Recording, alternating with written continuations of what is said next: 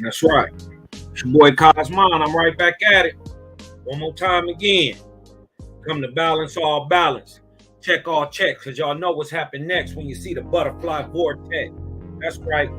Cosmon Cal back in from the Nirvana heavens.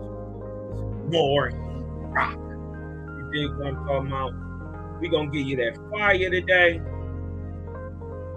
And let's throw the banner up. This is Jehovah Chronicles number 16. Right? And let's grow. Right? This lesson or this bill is called the Aboriginal Egoquim or Algonquin of America. Sub, like, share as soon as you get in the house, watch your feet. And that's right. Oh yeah.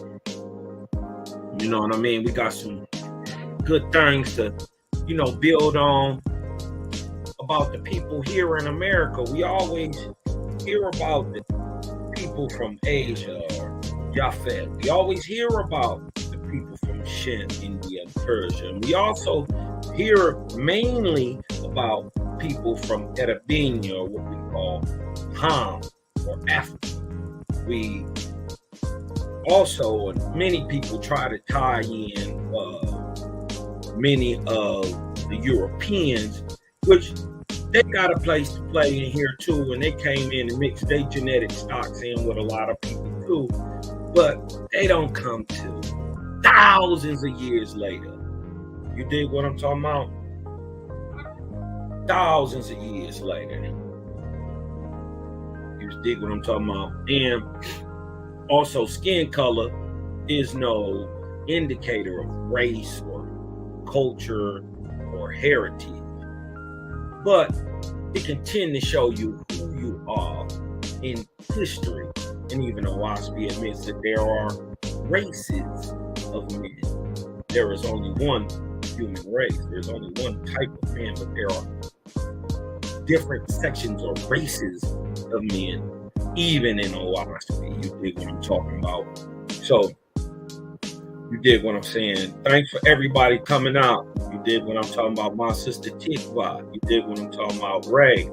Shout out to the sister who sent the cash out yesterday. I didn't get a chance to shout you out on the show, so you wanted the very first supporter, so I wanted to pick you up. I didn't know if you wanted me to put your name out there or anything, but you know who you are, and salute to you. You dig what I'm talking about? All I'm going to do is turn around and put it into this. You dig what I'm talking about? Keep shedding this love, man. Set apart living. Kila. Stephanie Randall. Intuitive Goat. That's my sister Deshawn in the house. You dig what I'm talking about? Yah, right? Yah. What up? She Brew. Militant midget from Brooklyn in the house. You dig what I'm talking about? Eliyahu, Yahoo, creator, gang. Peace to the righteous gods and Nirvanian goddesses, man. Let's just go in, man. Let me give this a little. Let me give it a little. You know what I mean? Shout out to all the family. I love y'all, man. It's your boy Cosmon. We're going to come back with some more heat rocks for today. Now, this is Jehovah Chronicles 16. We breaking you down. We talking about you, Indigenous Americans, Aboriginals. You dig what I'm talking about? We might even have to dodge some hijacks out here. Just like they call you African, they'll also call you Native American. And are you the Native American? Huh? We know you from the tribe of Egoquim. Huh? The Algonquin. Is the Algonquin Native American, or is the Native American Algonquin? Huh? What role do they play in the founding of Gautama and the new spiritual age being brought, or having been brought since 1848 in the Cosmon era, which is now.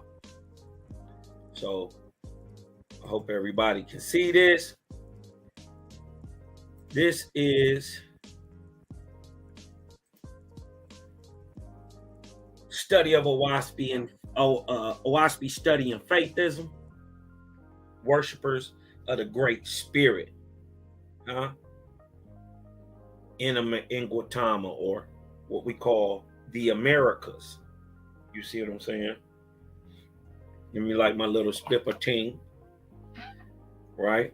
And we gonna look at some of these pictures real quick. Indigenous Americans around here. Now notice, I always also wanted you to take a notice of this picture. It was very interesting. If you notice, right, there are 4 little people standing around a giant Indian. 4 little Indians, 1, 2, 3, 4, standing around a giant Indian. Are these Ions? Very possibly. They also could be Anguigan. You know what I mean? The Gon stock, and that is the Ahun. But I thought that was very interesting. Also notice down here, the very tall indigenous woman working around very small men. Or are they regular and she's a giant? Look over here. It's a massive tree. These very little small people seem to be dancing around the tree. Interesting. Well, let's get into it. Worshippers of the Great Spirit in Gautama. Gautama, particularly north of Gautama, North America, has been ordained from the very beginning of man's inhabitation of the earth to be the place where Jehovah's kingdom on earth would be established. Here, now in the 25th arc cycle, after the creation of man. Even though it has taken more than 72,000 years, or since roughly after the first arc cycle of Wayne, or 24 arc cycles, you dig what I'm talking about, half of the Eoptian age, to reach the time when this would occur, those who will populate Jehovah's kingdom will be spiritually prepared for living in harmony with his heavenly kingdoms. In the book of Sethenties, 11, 3-12, and Turi, this is the ancient name, the most ancient name of the land we call America, especially North America, right? But when we say Gautama, when we say Turi, we are talking about South, Meso, and North America, which includes North America and Canada. All right. This is the oldest land, Turi, which they had conflated with tortoise and turtle, and it's all twisted up. And Turi was the land that the angels later called North Gautama, signifying the meeting of nations in the dawn of Cosmon. Facts. North Gautama is the land of the crossing, or the land of the 4 tribes. God, Sethenties, came down out of the ship and stood on the land, and the light of Ethereal flame descended upon him. And Jehovah spoke out of the light, saying, "Hear me, O my son. I have brought you here to this land, which is the last of the cycle, even as Waga or Pan was the first. So you see a natural progression moving east to west, just like the sun rises. And we see high society and the oldest and craziest structures coming, and the sun kingdoms also, right? Starting in the east with ancient Yafet or China, Russia, and Japan, right? And moving west to the faithist would reach the western coast of Guatemala. Now watch this.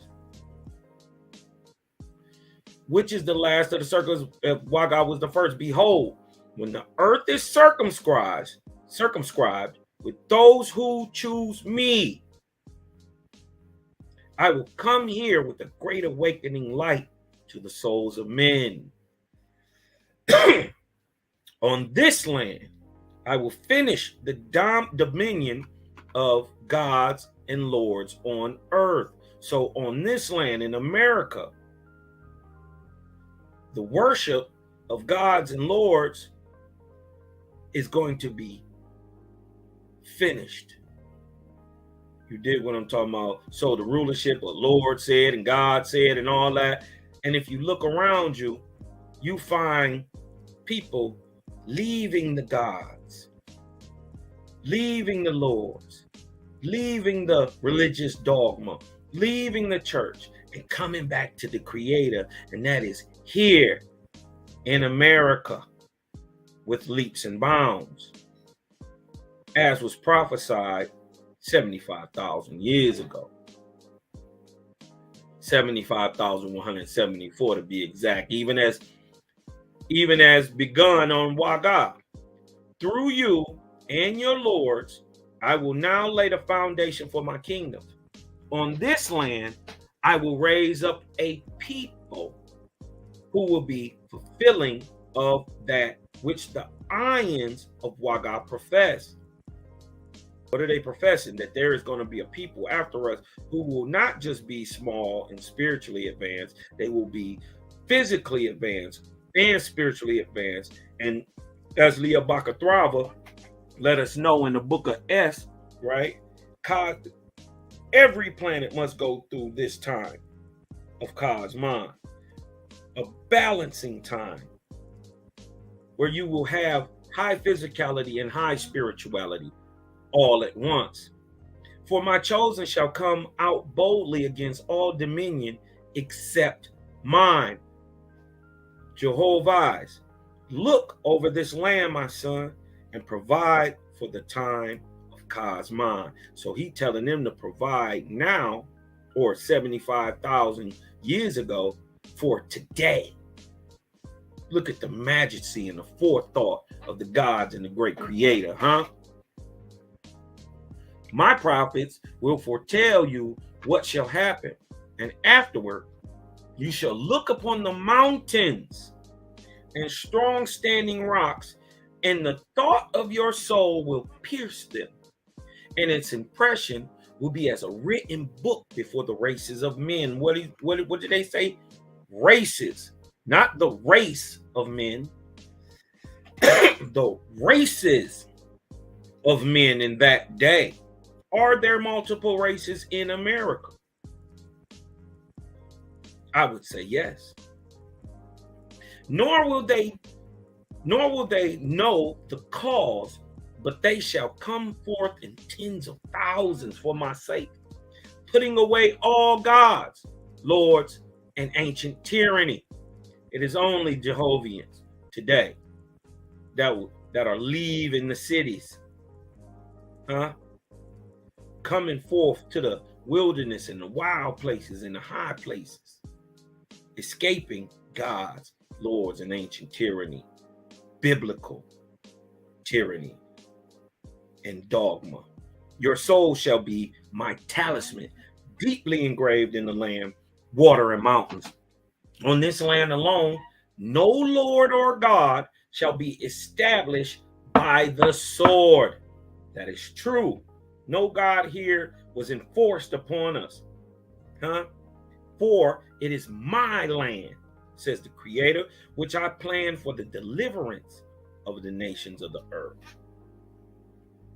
So this ain't about keeping everybody out. This is about getting the best of the best, the sons of Jehovah. And those people, the amalgamated races, will be those of the Most High, because the Creator said, he say, I planned for the deliverance of the nations of the earth. Here. Is this why this is the land of the free, home of the brave? Come bring your starving, poor, weary here. You know what I'm saying? The host of both the ships came and joined in gleesome reunion after 100 years' absence. Then they traveled over the land and waters of the great West continent, America, and all the places that the Lord has searched out, to the east and west and north and south, i.e. in all directions, even to the farthest boundary, were revealed and recorded in the books of heaven. God said, and you, my Lord, shall mark out the place of dominion of Jehovah in the founding of his kingdom on earth, and a record of your labels shall descend through the lords and gods that come after you, even down to the time of the coming of the light of Cosmon, which was when, y'all? 1848. Let me see if I can blow this up a little bit.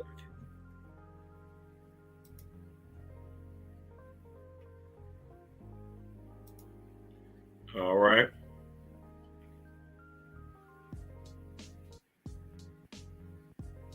And the people who shall, let me see if I can blow this up. I can't blow it up. My bad. And the people who shall dwell here, where? In America. And the people who shall dwell here till that day shall never be worshipers of any Lord or God, such as other people shall worship.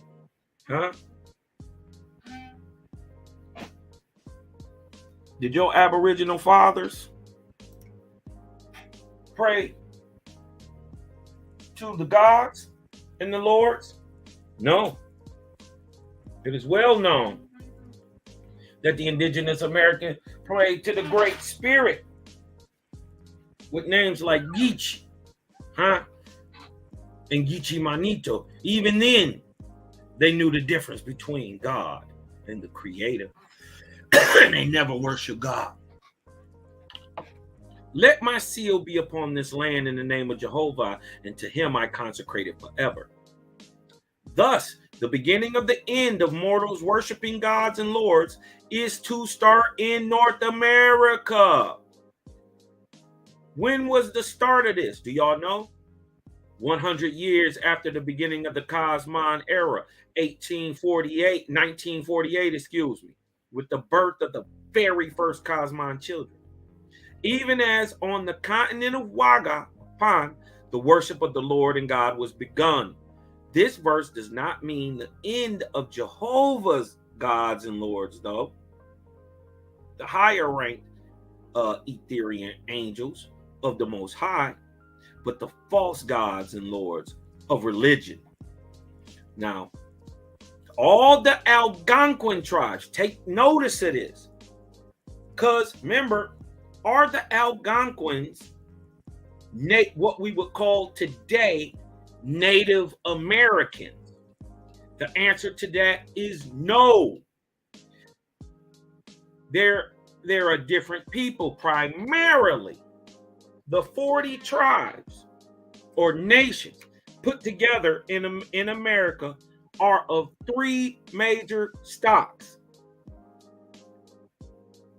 There is those, see, Egoquim means one, but Algonquin also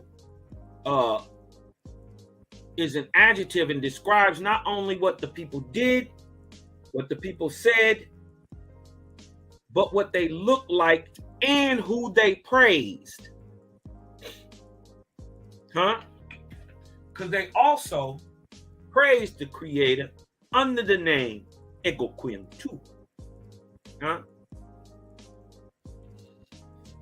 Amongst other names. But the Algonquins are a Negroidal type of people. Let's get back to who the Algonquins, the Angui people are, so we know who we talking about. Let me share my screen.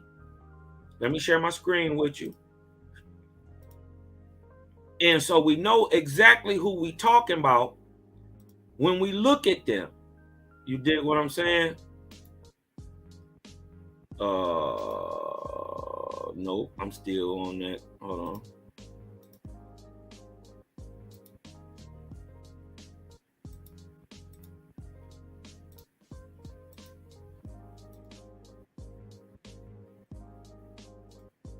Okay.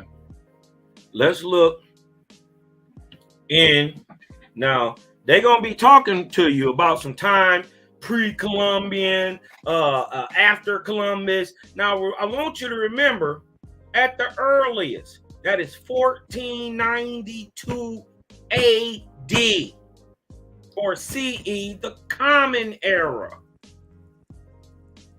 We are going to tell you about the Aboriginals, the Anguis. Anybody ever met an Angui in your life? Creator said you're going to know these people readily. Let's see what they look like. Creator said, in the Cosmine era, I'm going to keep the Angui types alive, descended through the Ahuans. Let's see what they look like.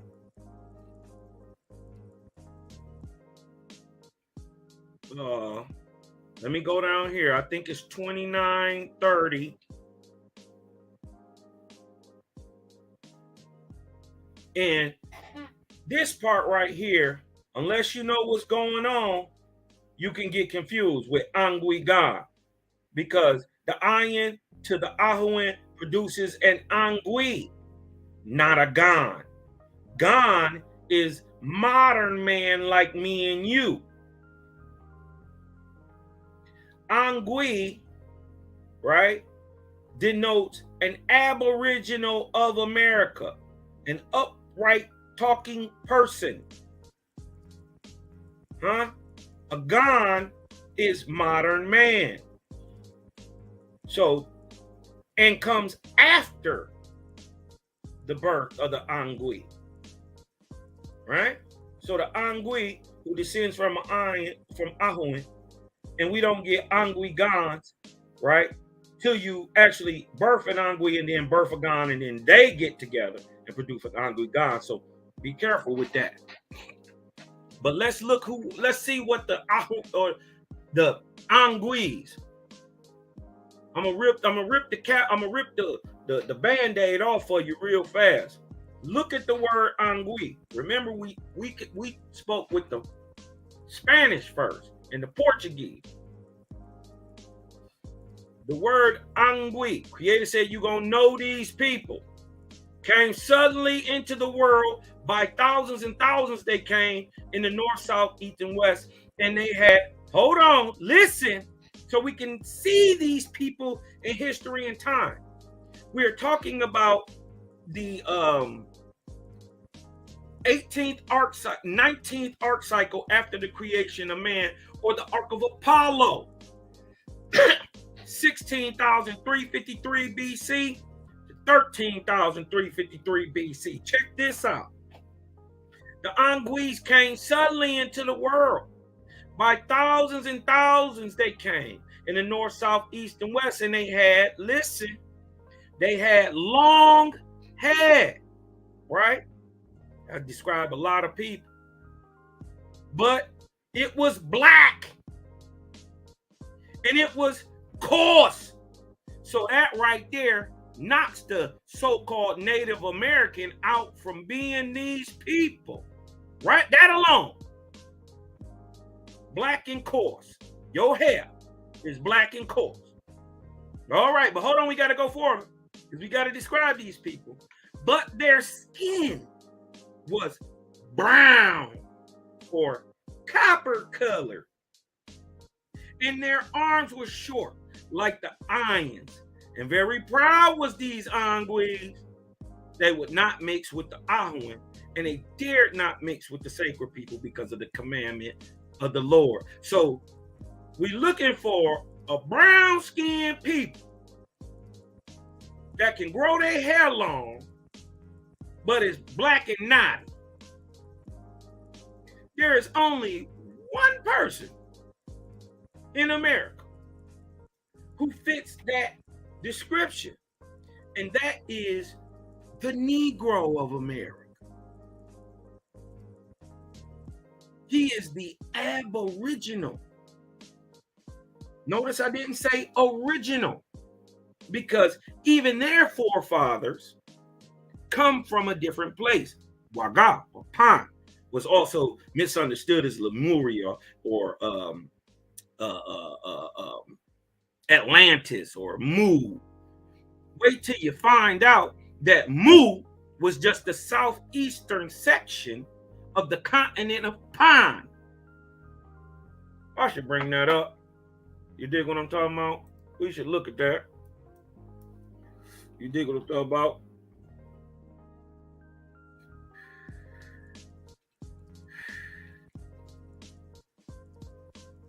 Yo, let's go up here real quick.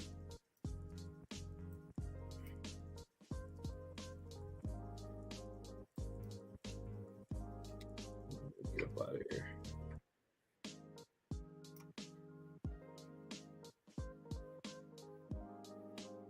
Okay, we're gonna go down here. I didn't even plan on doing this, but I don't just be talking. You know what I mean?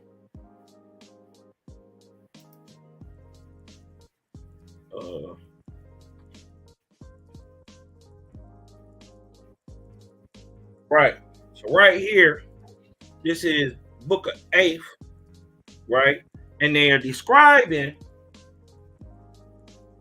the land of Pan, which is now is a sunken continent, which is now the floor of the Pacific. So remember when they tell you the greatest depth in the ocean is the Marianas Trench? Well, that is on the floor of the Pacific. Now, question must be asked, if that was above the ground at what time, what split that land? Huh? But look, here we go.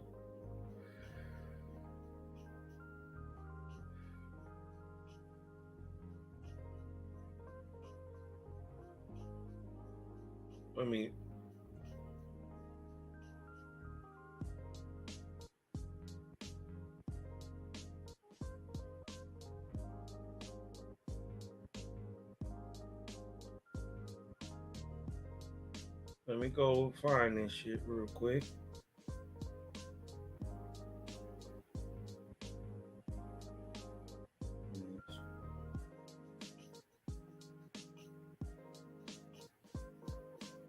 Man, this online on Waspy is sweet, but you know.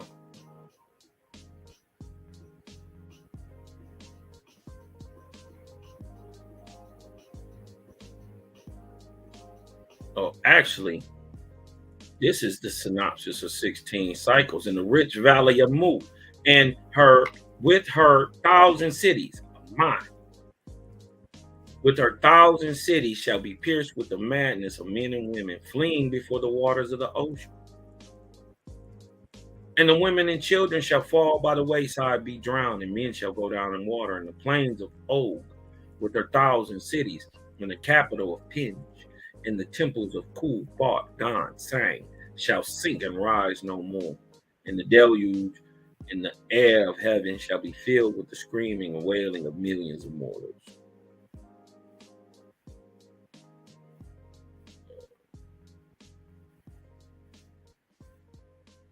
Let me find this real quick.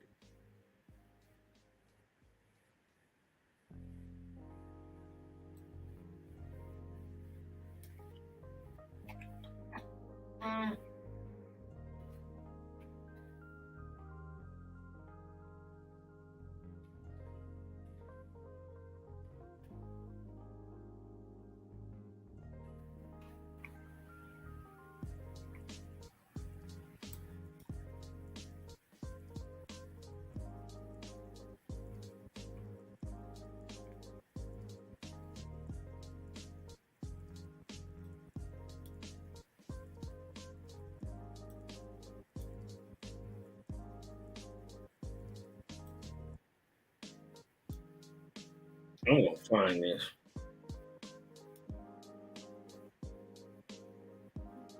Go back up.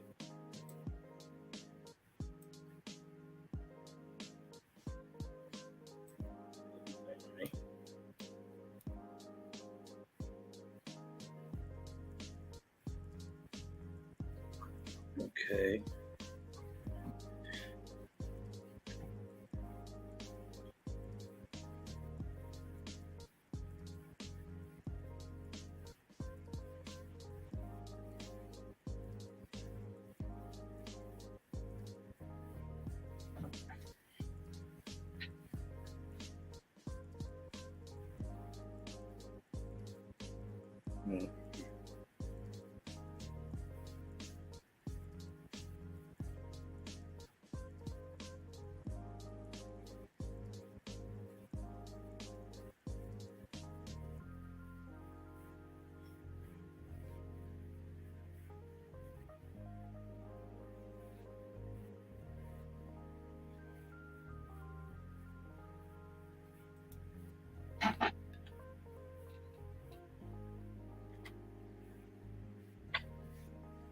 I'm gonna find that because let me use my real book.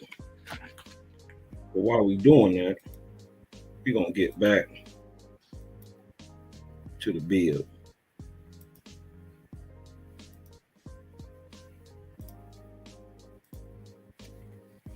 We're gonna get back to the bill. So the Algonquin tribes worshiped the Great Spirit Jehovah only, and it was characteristic of them never to accept any God or Lord. And the American race, us, coming after them, are fast raised into the same exalted conception of the Great Spirit. You did what I'm talking about? Let me get this real quick. Okay. So, if the land of North Watama was ordained to be the beginning of Jehovah's kingdom on earth, what then of the inhabitants of the land? How would they reflect this? And what would their role be, if any, in preparation for Jehovah's kingdom on earth? The ancient indigenous inhabitants of North Watama, variously called Native Americans, First Nation, gotta dodge the hijack, Native American, First Nation, Amerindians, yeah, and Guatemans have often been given short shrift by man's government since the discovery of the Americas by the Europeans.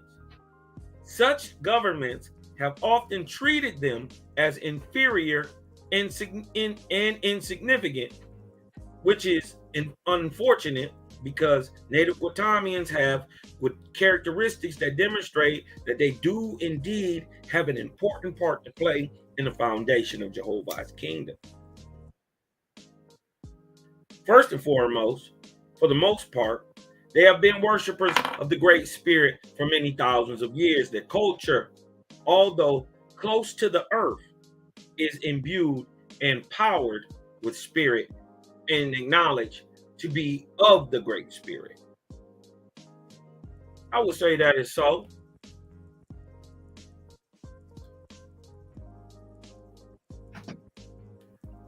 But remember, we're talking about a people who, from roughly 17,000 BC here in America, were bred and exist till now. Which one of these people, right, still practices an ancient type history? So you can't be an oppressed people and colonized and keep your language, your history, and your culture totally intact. It is impossible. Ask your grandma and them. They were slaves. They don't speak the language that they spoke. They didn't praise Christ. Who was they praising before that? Nobody but the Great Spirit. So when we know you got to understand that when they talk about some of these people, they conflating the two things as if the Native American is the oldest guy. You Negroes are the Native American. What we told you what the Angui looked like. He brown, copper color, knotty hair, dreadlocked and shit. You dig what I'm talking about? And it's long and black. There's only one man in America who looks like that. That is the American Negro. So we know where your stock come from. You are the Aboriginal American. You are Egoquim. You are Algonquin of the Amerindians, American Indians. You are the very first nation. Somebody has usurped that title today. And even though they've been here a while, right? These people, the modern Native Americans, show me one time they were ever enslaved. But I can show you the Native Americans, the natural enemy to the Algonquin. I can show you the Mongoloid is an American opposition from the very first time he steps his savage ass onto the scene. The Native Americans, who are called Iraqi, proof that they weren't here first is that they have an Algonquin name that was given to them. They have their own names, which they call themselves, but we call all them Iraqi. Iraqi, or Iroquois, which the French call them. Iraqi from the Algonquin means raw meat eater. So even though we did eat meat, we ain't eat it raw. They did. The Iroquoian tribes, and that includes the Inuit type tribes. All of them descend from the Mongoloidal stock. They come over here thousands and thousands of years later. They don't come over here to the AD times, to the time of the early Aztecs, maybe 0 AD to 250. I'll give them that. I'll even give you 500 BC. But that means you just knew. You a new guy. And every time that these so-called Europeans came into America, you sided with them against the Algonquins. Anybody ever heard of the Beaver Wars? Huh? These Iroquois, right, call themselves the Haudenosaunee, or the people of the Longhouse. They were natural enemies against the Algonquin and the Huron, or the Sequoian tribes, the Siouan, speaking tribes. And basically what you're saying when you're saying Iraqi, you're saying the Asian Mongoloidal type. When you say Algonquin, you are saying the more Negroidal types. When you say Siouan, you are saying the mixed types, because the Siouans speak what? Algonquin-based languages and Iroquois-based languages. Just depends on where they at and who they mess with. You dig what I'm talking about? Look at the people like the Ojibwe and Hurons and the Huron Confederacy. They called them Iroquois because Iroquois in the Huron or the Siouan means snake.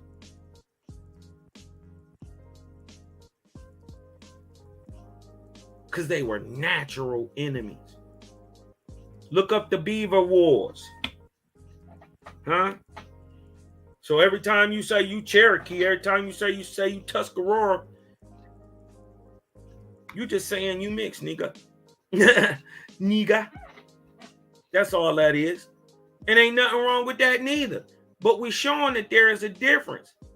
You can't say we praise the Great Spirit too, but you don't do none of the shit that it take to praise the Great Spirit. Like if you a warrior people, that Iroquois, then you out the mix. If you eat raw meat, Iroquois, you out the mix. They try to put it on all our people, and yeah, we did hunt. Because at that time, he made us that way. But later on, as the Iron say, as the gods say, I prepare these people to go on to be supreme in the world in the Cosmon era. Huh? This is your Angui Gan. So your Angui is the Negro. If you take the word Angui, O-N-G-W-E-E, which Creator said you're going to know these niggas. You're going to know Anguis when you see them. Any of y'all, I would like to ask any of you, have you ever met an Angui in your life? Where your Angui homeboy at? Pick up your phone and call your Angui homeboy. Where he at? You ain't seen none. But I can show you that a copper color, symmetrical, athletic nigga with black, dark, coarse, knotty nigga hair, you dig what I'm talking about, is here in America, and he is called Negro. See, you take the O-N-G-E-W-D and you twist it around.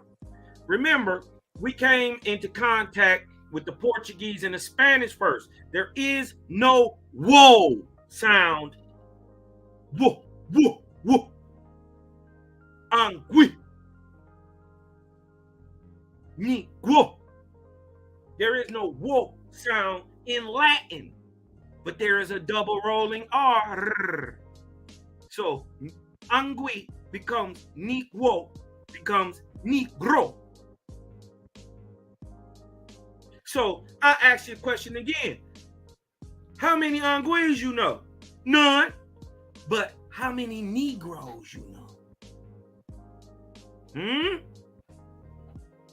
You Aboriginal to America. It's okay. It's okay. And shout out to my Native brothers. This ain't no hate.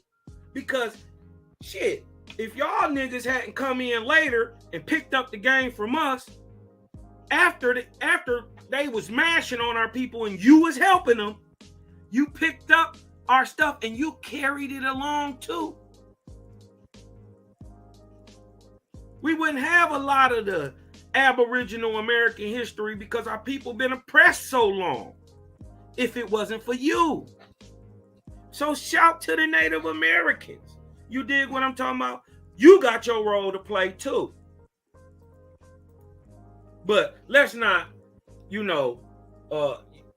act like y'all was friends and shit. Because soon as you could get the ups, what the Iroquois do? They wiped the Great Lakes out.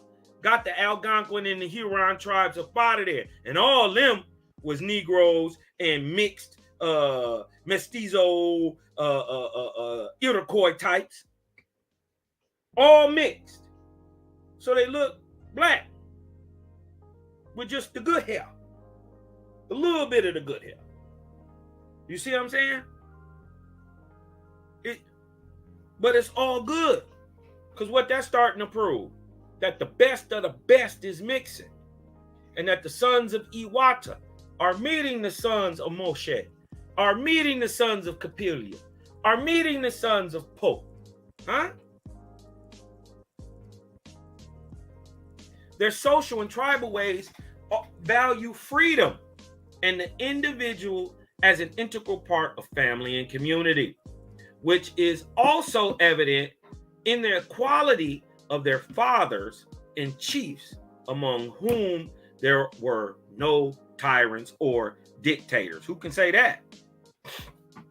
Huh?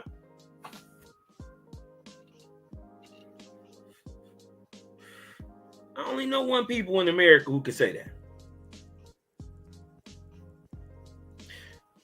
Their nurturing and raising of children with the ability to absorb orphans and lost children into their families. Who's done this? And tribes preview the enlightened upbringing of children in the kingdoms of Jehovah on earth. Who was doing this? All during the late 1700s, 1800s, early 1900s, as they was tearing your families apart.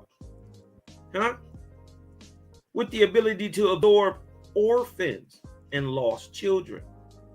Our mamas don't never turn no kids down. We done raised up everybody. I know my mama raised up every kid on the block.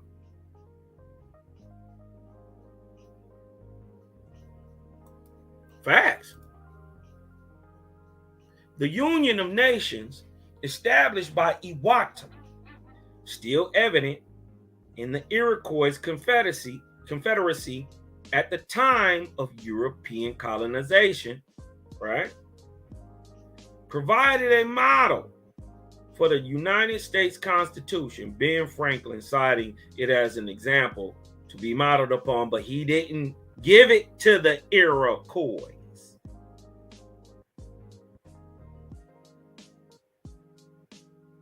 Huh? He gave it to the Egoquim. These were warrior-like people. He had to go holler him in the stories. He had to go holler him. They was gonna try to kill Ewotum.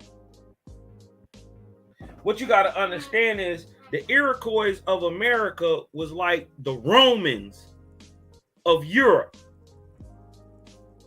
They literally wore wood armor, shooting spears. They fought in a phalanx,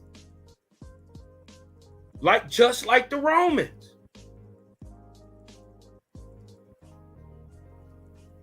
You dig what I'm talking about?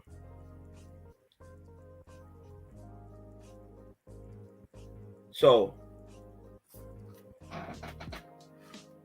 if anybody think for a second that Ewotum, who was of the people of the Algonquins, didn't go to the Algonquin people first before he got to the Iroquois Confederacy, because remember, he came west to east.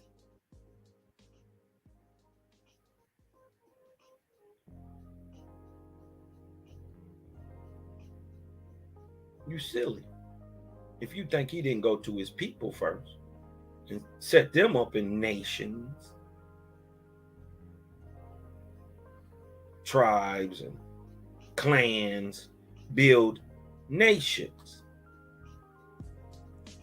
And they said that there was over 40 and with thousands of Iroquois and Egoquim in them. Regarding the last point, Owaspi reveals that the motto of the Great Spirit culture, including the Great Confederation of Peace of the Ahuengotamians, would come through the spirits of the Guatemans. So who are inspiring us today? The Aboriginals. Proof of which is witnessed today in the international admiration and adoption of the best of the Guatemalan culture among seekers of peace, truth, harmony, and all life. This is, listen to what they say.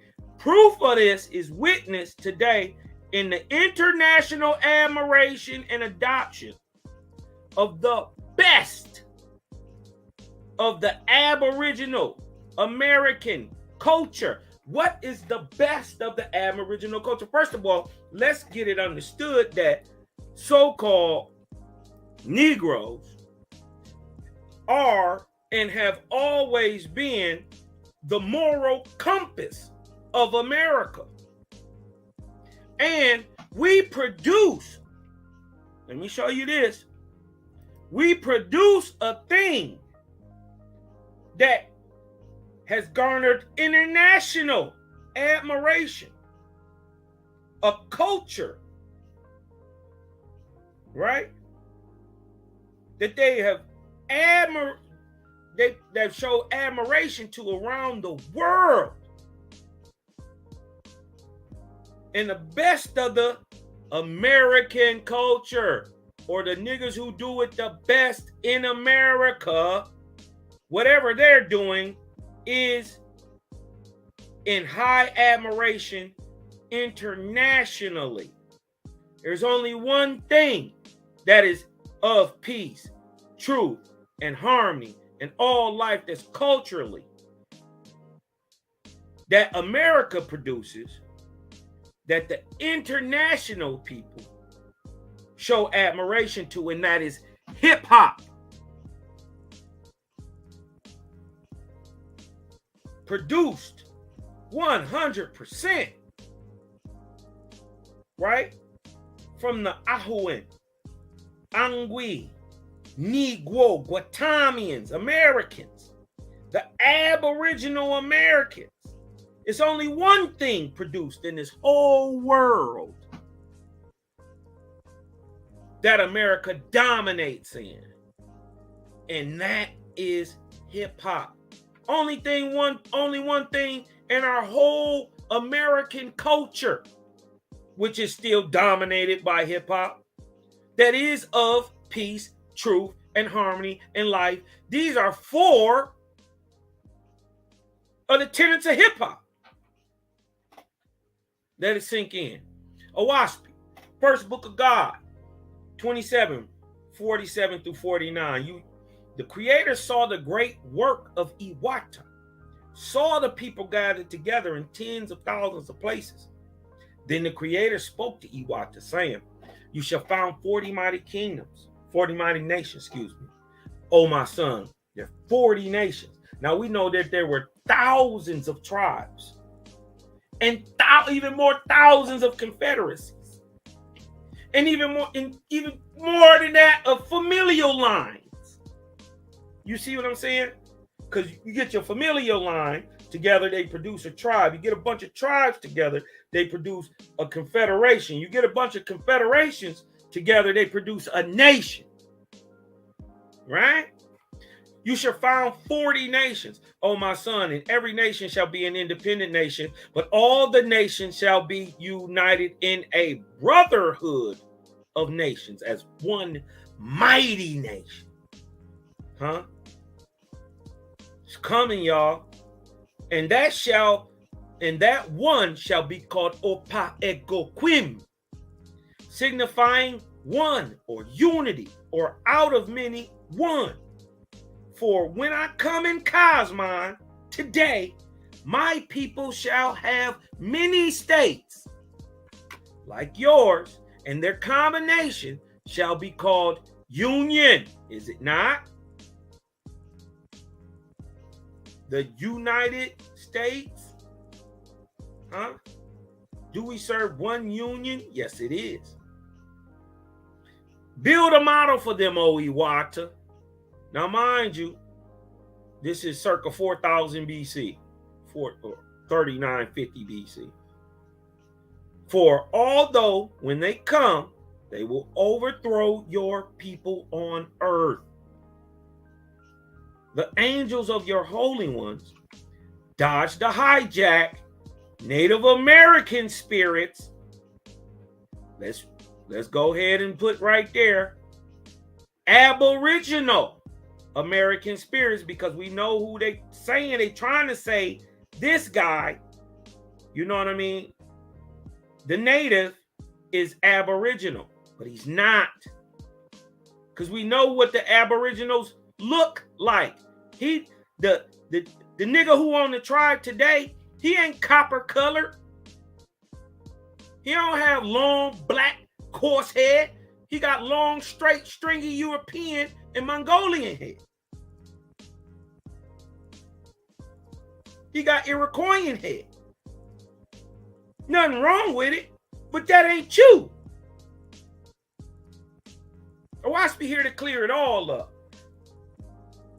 And for lack of knowing this truth, you could tell that the author of this wrote Native American in there using a common term, just naturally thinking that these people are the Aboriginals, when no. Native American spirits firm in adherence and obedience to the Great Spirit Jehovah. Is it some of these Native American spirits who are there? I'm sure they are. I'm not saying that they're not. But it's not just them. These people are who, look, he put that in quotations. They added that in there. Because that part come from the editors. So it should say Algonquin Americans or Negro Americans or Aboriginals. Because natives today are descendants, right, of Europe and China and Mongolia. That's why the people on the Inuits all through Canada, the Iroquois stock, and the people on the reservations look Mongolian. Because they the same people. It's cool. You just came here later. In adherence and obedience to the Great Spirit Jehovah shall come and purge them of their Savior and make them clean in my sight. Then Iwata made the nations, united them into one mighty people, and called them the nations of Egoquim. And they planted the country over with cornfields. So the main staple of their diet was corn, or these Algonquin, these Egoquim. Huh? All right. But, you know, a lot of people going to be saying, you know what I mean? Let's just get into it. There is much more that the Great Spirit culture of the Guatemalans contributes to the formation of Cosmon, man, which can also be read about in Owaspy. We shall later pick up just one example, the Hopi Nation, as indicative of the roots of the Guatemalans as being faithists and carried forth from that time. But first, our question is this. Since the Ions and the Gons, right? Now remember, they done skipped over two whole people to get to a Gon, right? You got to breed an Ahuin. And you must breed an Angui. And an Angui and an Ion produce a Gon. Okay. So since the Ions and the Gons, faithists of Ham, Shem, and Japheth, were commanded to not kill and therefore were resistant and herbivorous, what then of the faithists of Gautama, the Native Americans? Although being worshipers of the Great Spirit, they continue to eat flesh of animals, and many tribes did not practice non-resistance. But you did.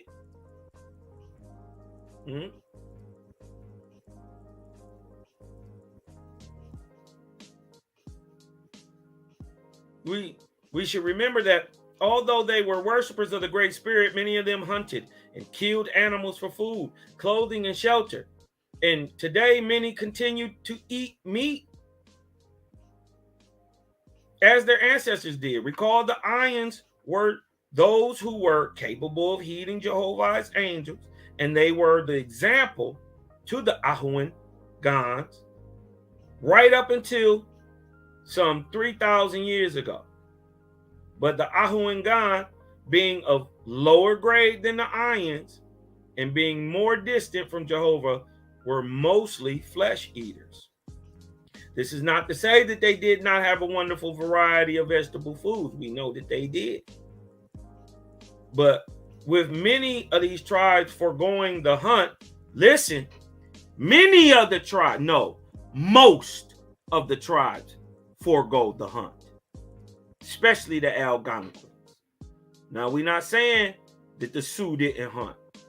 We're not saying that the Iraqi didn't hunt.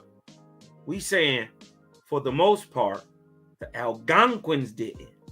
Because with many tribes foregoing the hunt, relying on their vegetable, fruit, grain staples, so somebody was really following the Creator here. Huh? Those Ahuengans who followed the teachings and practices of the Ions and who strive to maintain a vegetarian vegan diet did exist. And we know this, right? Because OWASP reveals it, but also we have evidence in the variety, quality, and quantity of vegetable foods that is the heritage of the Guatemalans, as well as some of the ceremonies of existing Guatemalans, such as the corn ceremonies. But who planted the country around? Huh? With cornfields. The Egoquim, the Algonquin. It was only these people here at that time. This is what I'm telling you. Everybody else come through admixture from these people. The Algonquins. Everybody. Everybody here. You either came here from another continent. Well, most of y'all did. Came here from the Asians, the Africans, the Europeans, the Indians, East Indians. They all came from somewhere else. And when they got here, mixing in with these people produces the different races and different colors of man. Showing that they are all the same thing, but nonetheless, they go on to produce a different type of man by admixture. Huh?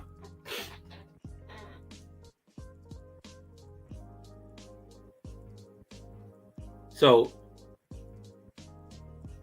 we should also keep in mind that in pre-Columbian times and before the influence of Luamang's emissary angels, whose goal was to convert or destroy the Guatemalans, the tribal cultures among the Guatemalans were not as narrow as many modern depictions would portray. The Guatemalans revered their peacemakers, not the warriors. Iwata was remembered among them as the great peacemaker from thousands of years before. And the common sign languages, how did the people of Michigan, the Ojibwe and the Hurons, deal with, let's say, the Navajo of New Mexico? Huh? How did they deal with each other? They spoke, one is Iroquoian, the other one is Algonquin. Huh? But we found that silver from the Great Lakes region down there in the Navajo area, Paiute area. How did these people speak? Common sign languages. We had a trade language. Guess what that trade language is called? It's called English. Huh? Everywhere in the world, the Ojibwe or the Chippewa of Michigan go down the Mississippi. And Hopi come across the Arkansas, Red River, whatever, into the Mississippi. We meet and we chatting it up. I got silver, he got corn. I want corn, he wants silver. I tell him everywhere in the world, right? This is water. I came down the water. He say, I came up. Do you have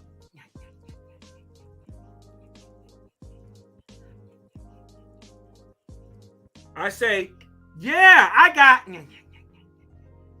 because that's corn everywhere in the world. It's corn.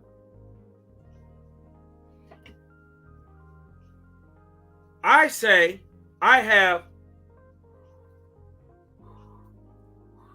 and I show him my silver, he says, yeah, I need that. I will give you sign language. I give you 5 bushels for 1 pound. And I say, 20 for 1 pound. He say, 18. I say, 17. He say, and we trade. We taught the English. For instance, when you deal with the French, right? When you deal with the French, they have a word for big, like in water, like big water. You dig what I'm talking about? Our Mississippi is called the Osceola. That's what we call it in our land. You dig what I'm talking about? In the ancient Algonquin tongue, it's called the Osceola, right?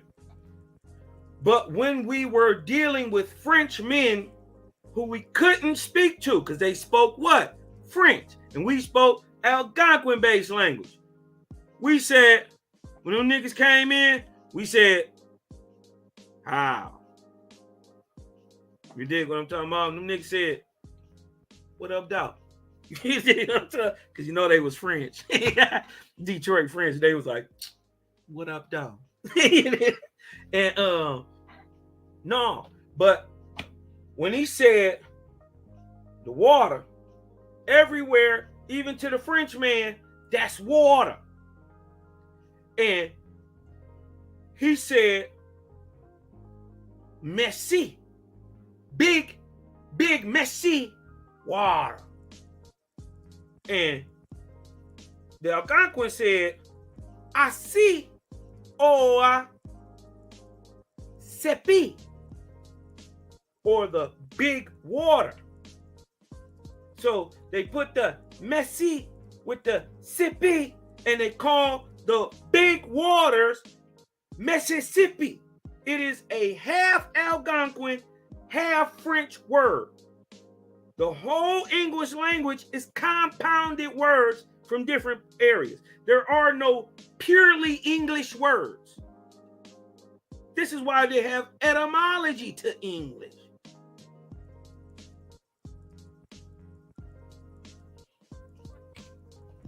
Let's get back to it. And because I don't want nobody to think that I'm up here talking hate when I'm just showing truth that's not put in the text. Because you can have a point of view, but that point of view is only limited by your knowledge. So if I got this knowledge and also other knowledge on top of it, why not put the pieces together and tell my people the truth that they talking about you here in America? Show me one Aboriginal who ain't brown. Even the Aboriginals of Europe were brown. Y'all don't believe me? Y'all don't believe me. Y'all just crazy. Hold on. I just want to show you this. I just want to show you this real quick.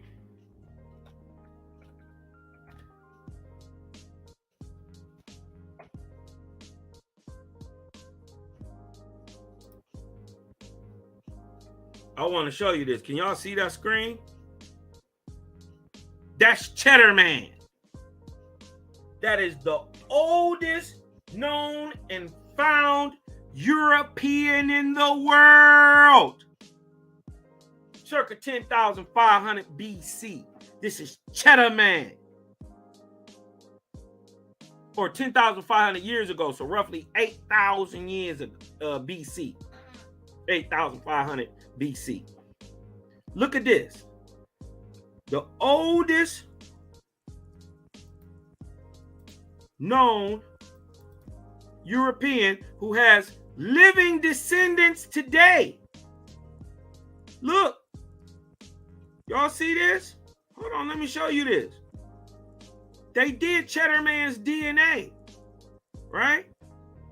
They did Cheddar Man's DNA. He has a living descendant who is European, and they actually kind of look alike. Look at the brown skin, though. The good hair. That's some yaki. You got that number 12 in there. You got that yaki in that thing. But look at the blue eyes with that negroidal tone. There are no white or light-skinned Europeans. They dark. There are no white-skinned Aboriginals. No yellers. They brown. So that should make you ask the question, or actually prove a question that you may have already been asking, and that is, what did the Ions look like if they was white and yellow? Niggas with blonde hair. We'll show them later. You dig what I'm talking about? But let's get back to this. Right? Iwata was remembered as the great peacemaker from thousands of years before in the common sign languages and great network of trade. What Owaspi say? They carved rivers north and south, east and west, to where you could travel from Lake Superior all the way to the Gulf area, and from Atlantic to Pacific across land, because of these great waterways and a network of trade. Evident by the far and wide dispersion of trade goods, bespeaks a long history of order and peace among the many tribes and nations, right? When wasn't it? When new people came in. But because flesh eaters are subject to the nature of carnivorous beasts, they are stirred by passions that inspire a warrior perspective in culture. Remember, the Iroquois are like the Romans. If you don't believe me, look up the 1600 Beaver Wars, so-called. At this point, such mortals are easy prey to lower grade angels, such as Luamang's troublemakers, who were set loose for evil sakes among the unsuspecting Guatamians. But right? Because they were flesh eaters, but not only, remember, our ancestors called these people who come in here now, who have their own tribal names, but the showing that they came here later after the Algonquins, because we called the whole type Iroquois. And Iroquois are not just the 6 tribes, the Cayuga, Tuscarora, Cherokee, Onondaga, Mohawk, and I forget the other one. You dig what I'm talking about? It's not just them. There are Iroquoian speaking people, all the Inuit in goddamn Alaska and all through Canada. They're the same people as the Iroquois. It's not till the Iroquois push south with the Cherokee and come over and usurp lands with the Cherokee and usurp lands with the Tuscarora and mix in with the people that they even start becoming niggas.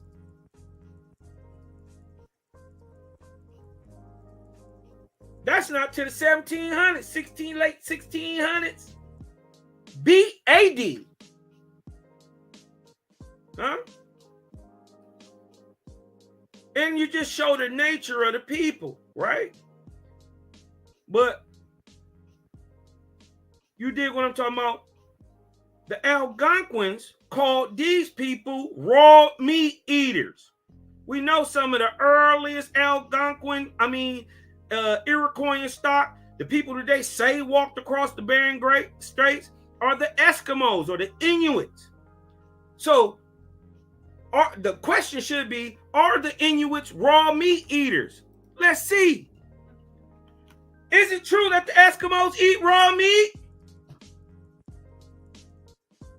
Watch this. This is from an Inuit nigga himself, named Tuatalik Boychuk. Right? This is from Cora. I am Inuk.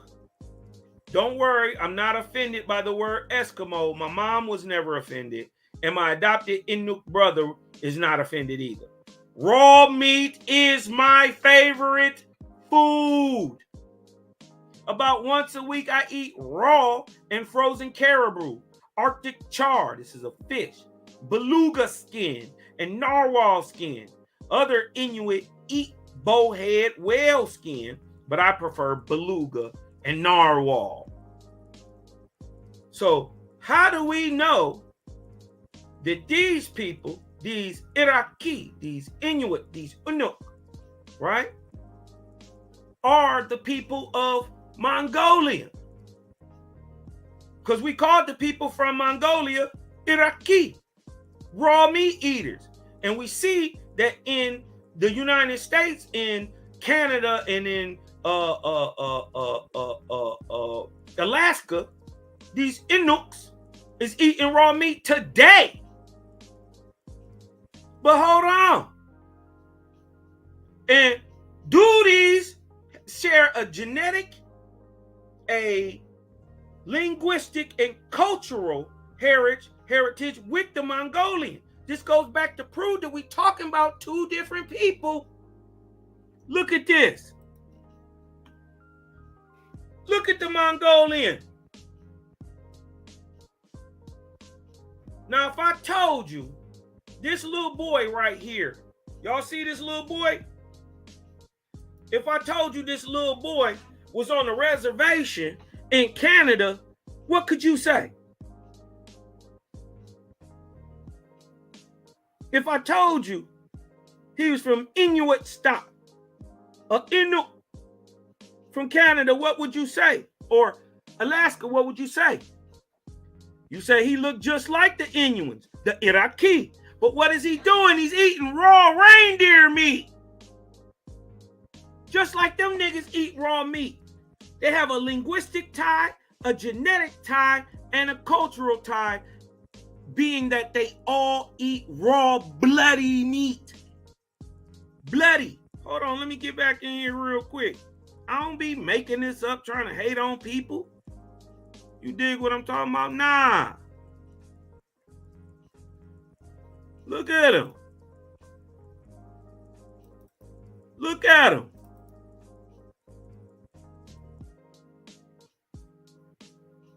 I don't be hating on nobody.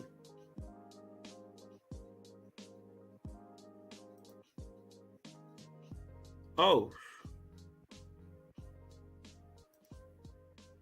Look.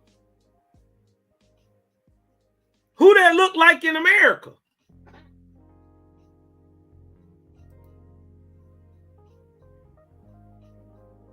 Huh? I'm not hating. I'm just telling truth. The Inuits, no, them not Inuit. The Inuits eat raw meat, right?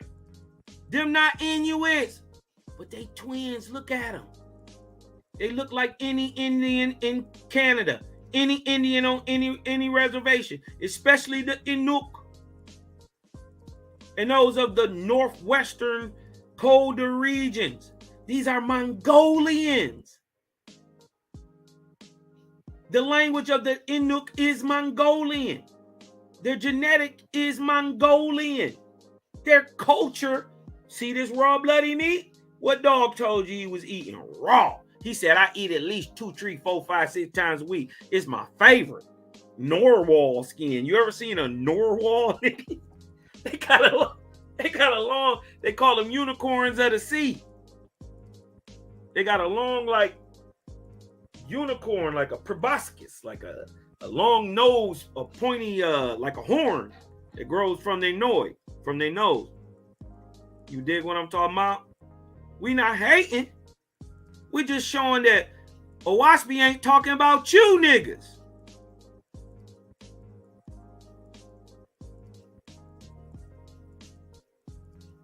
Very first cooked food after the flood come out of where? America. We was like, nigga, we not about to, nigga, you better put some fire on that. Not eating none of this. Look at this. You know what I mean? So we just got to clear it all up, right? Not only did Luamong's malevolent angels conspire to inspire discord and hatred among the worshippers of the Great Spirit, but they also carried microbial diseases. Did this not happen to the Algonquin Negroidal stock? Everywhere, not only the European went, but the Mongoloid and the Mestizo. Who got sick? Who was enslaved? Show me one of the Mongoloids or one of the Iroquoian types or the Inuit types that was ever enslaved in the 1800s. Show me one.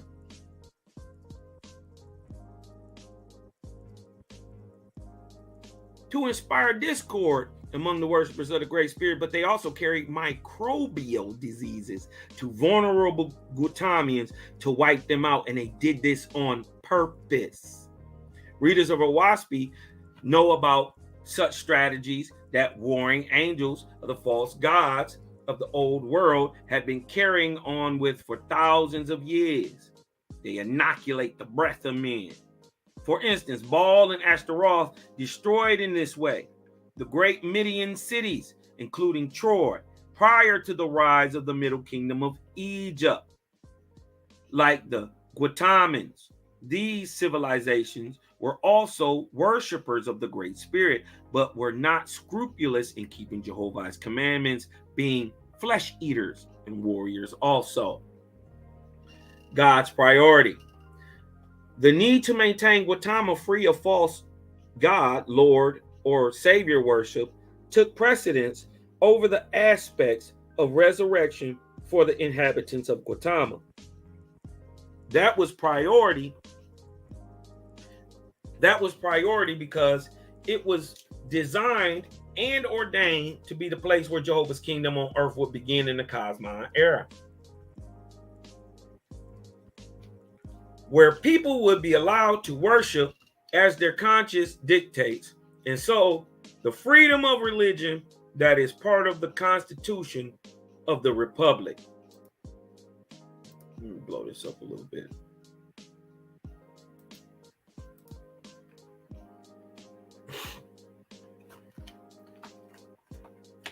The freedom to follow one's conscience and belief was enshrined in the Constitution of the Republic, even though Christianity worked hard to stamp out and suppress the indigenous people's religions.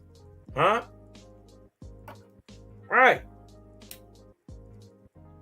It did that to the Native American, but did it stamp out the Native Americans' religious practice? No, they converted willingly.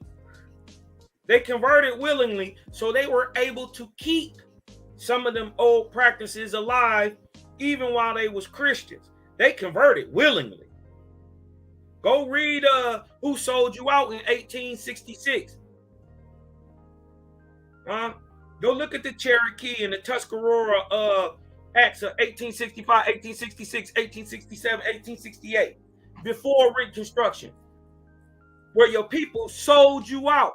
Or were they your people?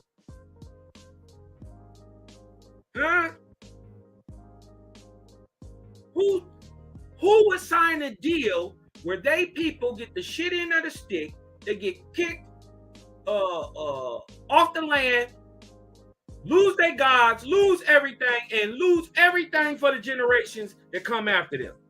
Who would willingly sign that deal? Nobody. But see, because these people didn't have any land, they was willing to acquiesce to whatever the Europeans said. They said either that, better that than fight you. Because we know the white boys, they get down. You dig what I'm talking about? Scandalous. So they was able to keep some of these indigenous religions. Grandma and them, they got the same forced religious indoctrination, and they was just Christian after that. This right here is worse than a hurricane, worse than a great drought. At least a hurricane come and go. This stays here on the land. This is where your black codes come from. This is where chattel slavery comes from. Huh?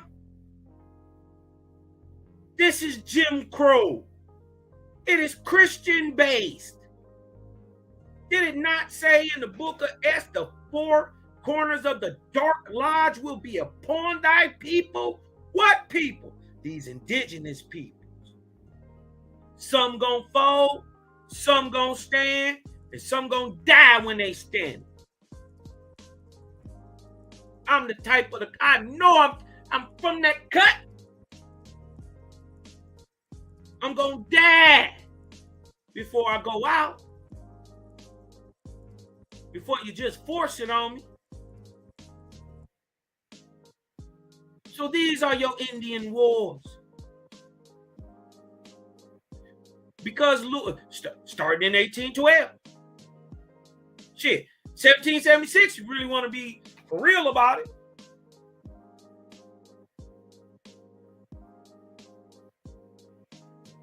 Because Luamon tried to take Gautama to himself after the time of Columbus, for example, by inspiring the Spanish conquistadors to colonize and exploit the bountiful, easily had lands. Why was they so easily had? Because the people didn't, the primary people of America, the niggas of America, didn't fight. We didn't war. We don't need the war. This is the land of plenty. 60% of all food crops originate from the Americas.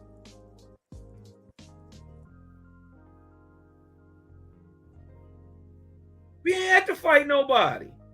We had land. And we shared it. Because we knew it wasn't all ours.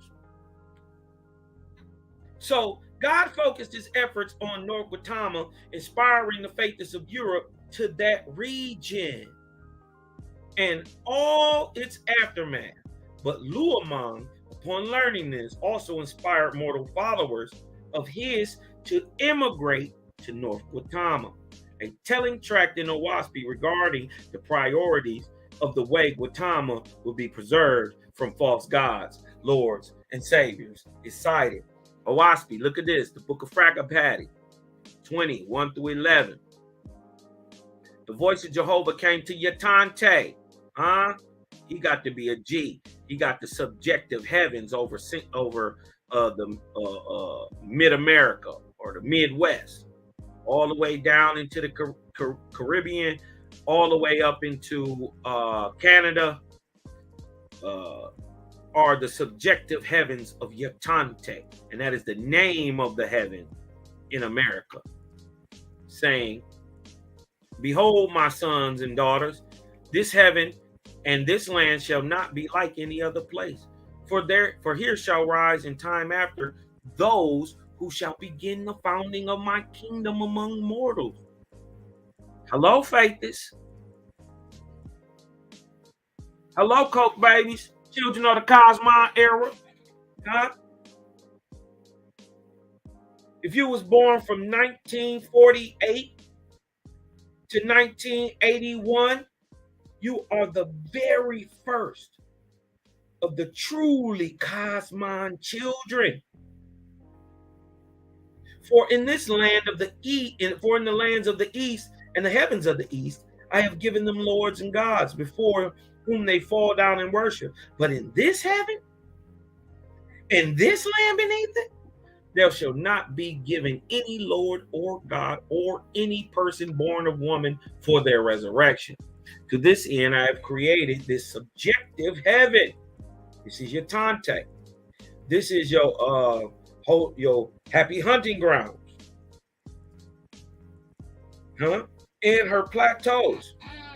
And they shall endure till the dawn of Cosmon and the overthrow of war and mortal kingdoms. From this throne, and they say, hold on, Listen, notice this. This is different right here. In these heavens, right? They're gonna endure till the dawn of Cosmos, right? And the overthrow of war and mortal kingdoms. Has this happened? No. So it didn't stop at the dawn of Cosmos, but when the overthrow of the mortal kingdoms and war, we in war right now. From this throne, I will come in that day through my chiefs and reveal the histories of my kingdoms.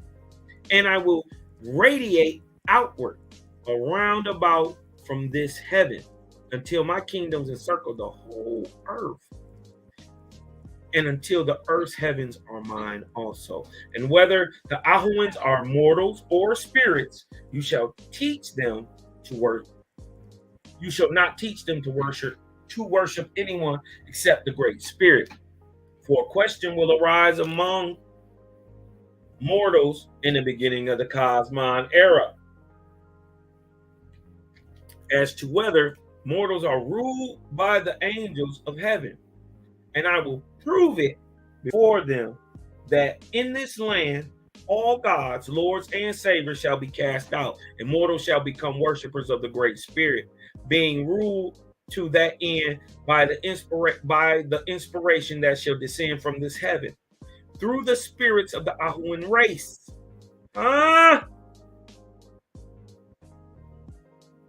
They put around here in quotation the Quatamians, the Native Americans, but we remember they weren't here.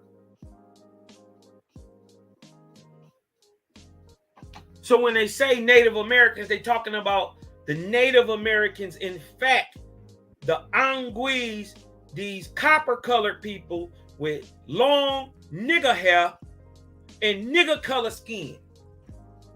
Huh? Talk to me. I talk back. You dig what I'm talking about? I talk back.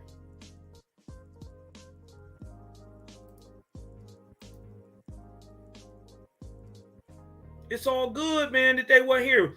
Many of us got native, not only Aboriginal nigger blood, we got native blood. How many of y'all motherfuckers tell you, swear to God that y'all Cherokees? Even your grandmama told you y'all was Cherokee, Tuscaroras.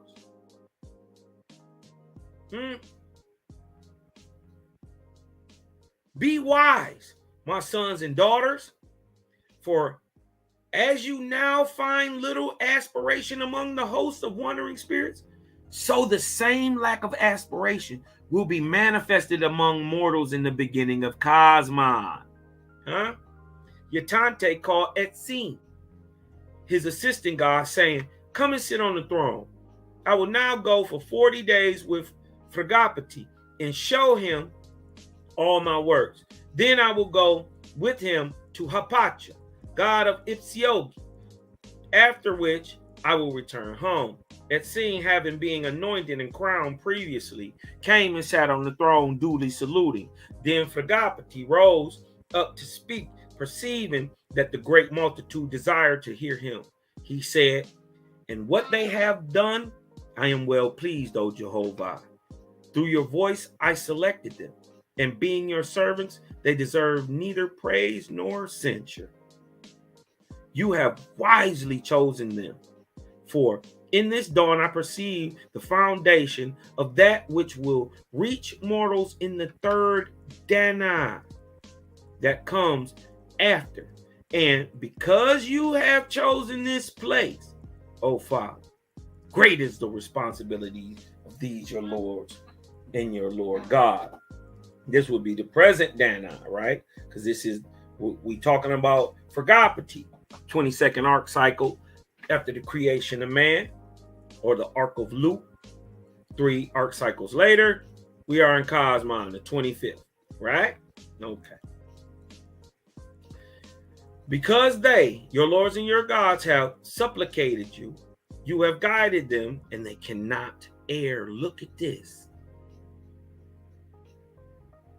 Look at the one that's a creator, man. He is undefeated. They can't, because they doing the right thing, because they doing these good works for others, they can't err. They can't be wrong.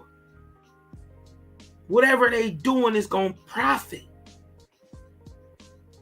Because their work has been slow, they have great honor and patience and persistence. May your wisdom, power, and love continue with them for your glory now and forever. Amen. Forgapati ceased. But the light became brilliant above his head, and the voice came out of the light saying, they shall concern themselves more in a righteous foundation of my kingdom than in a multitude of conversions and resurrections. For the standard of their lords and gods and their successors is of more value than tens of thousands of redeemed who are of little wisdom and strength. For these latter will be raised up afterward. The parts highlighted in bold font are significant to understanding why the Ahuangans or the Anguis, the Negroes of America, being worshipped by the Great Spirit, were still hunters and warriors. Right? Some of us was. We're not sitting in front, but most of us wasn't. It is clear that, like all the other peoples of Cosmon, the Guatemalans also needed to be part of the Cosmon era amalgamation of nations and races to reach the higher potential of Cosmon man. Or what they're talking, the Omega man.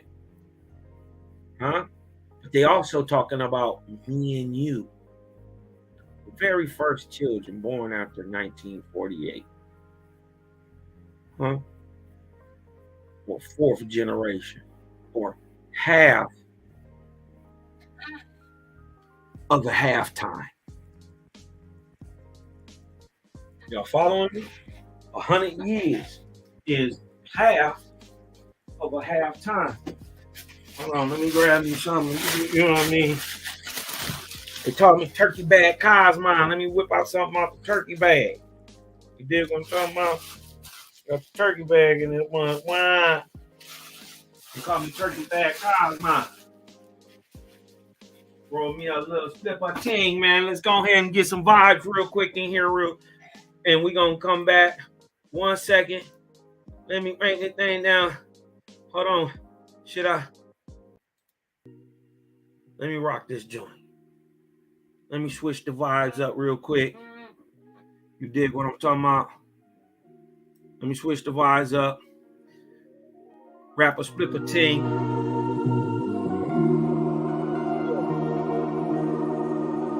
Jehovah Chronicles, y'all. Number 16. Egoquim.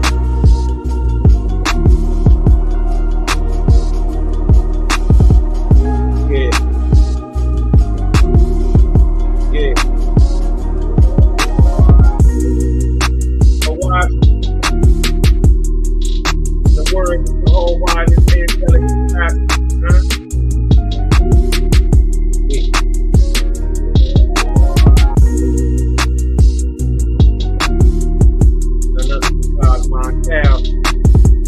Y'all jump on in the back.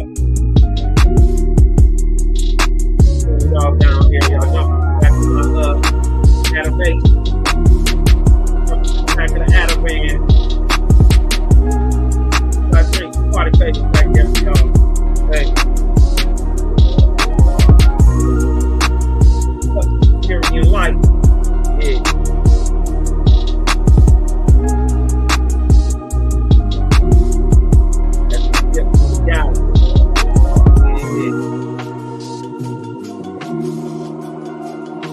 Thing is, y'all, we're not going to be found here in the end of the day. So we got to get all the knowledge we can get while we in.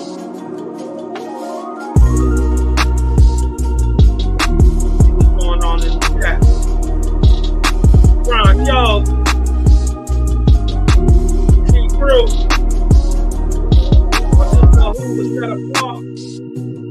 Awakens the truth. Instead, I think my video might be lagging. Come on out, come back in. Come on out, come back in. Yeah. They were canceled. part of the Algonquin Nation. Correct. 1979, I don't know what you're talking about. Engine. That's right. You ain't got nothing but engine in your family. What you don't understand is what they've been hiding is all this time is the Negro. The nigga is the Indian. They were telling you from Africa. So you never look right around you.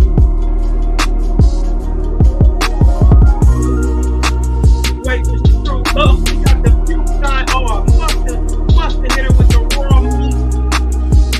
Damn it. You see what I'm talking about? Wait a minute. No, that's blood. They do a little ritual where they almost like butcher meat. You know what I mean? And where they keep the blood, right? But they got another cultural Mongolian and Inuit style culture, right? Inuit style culture, where especially the Mongolians, they would sit the stake, right, under either their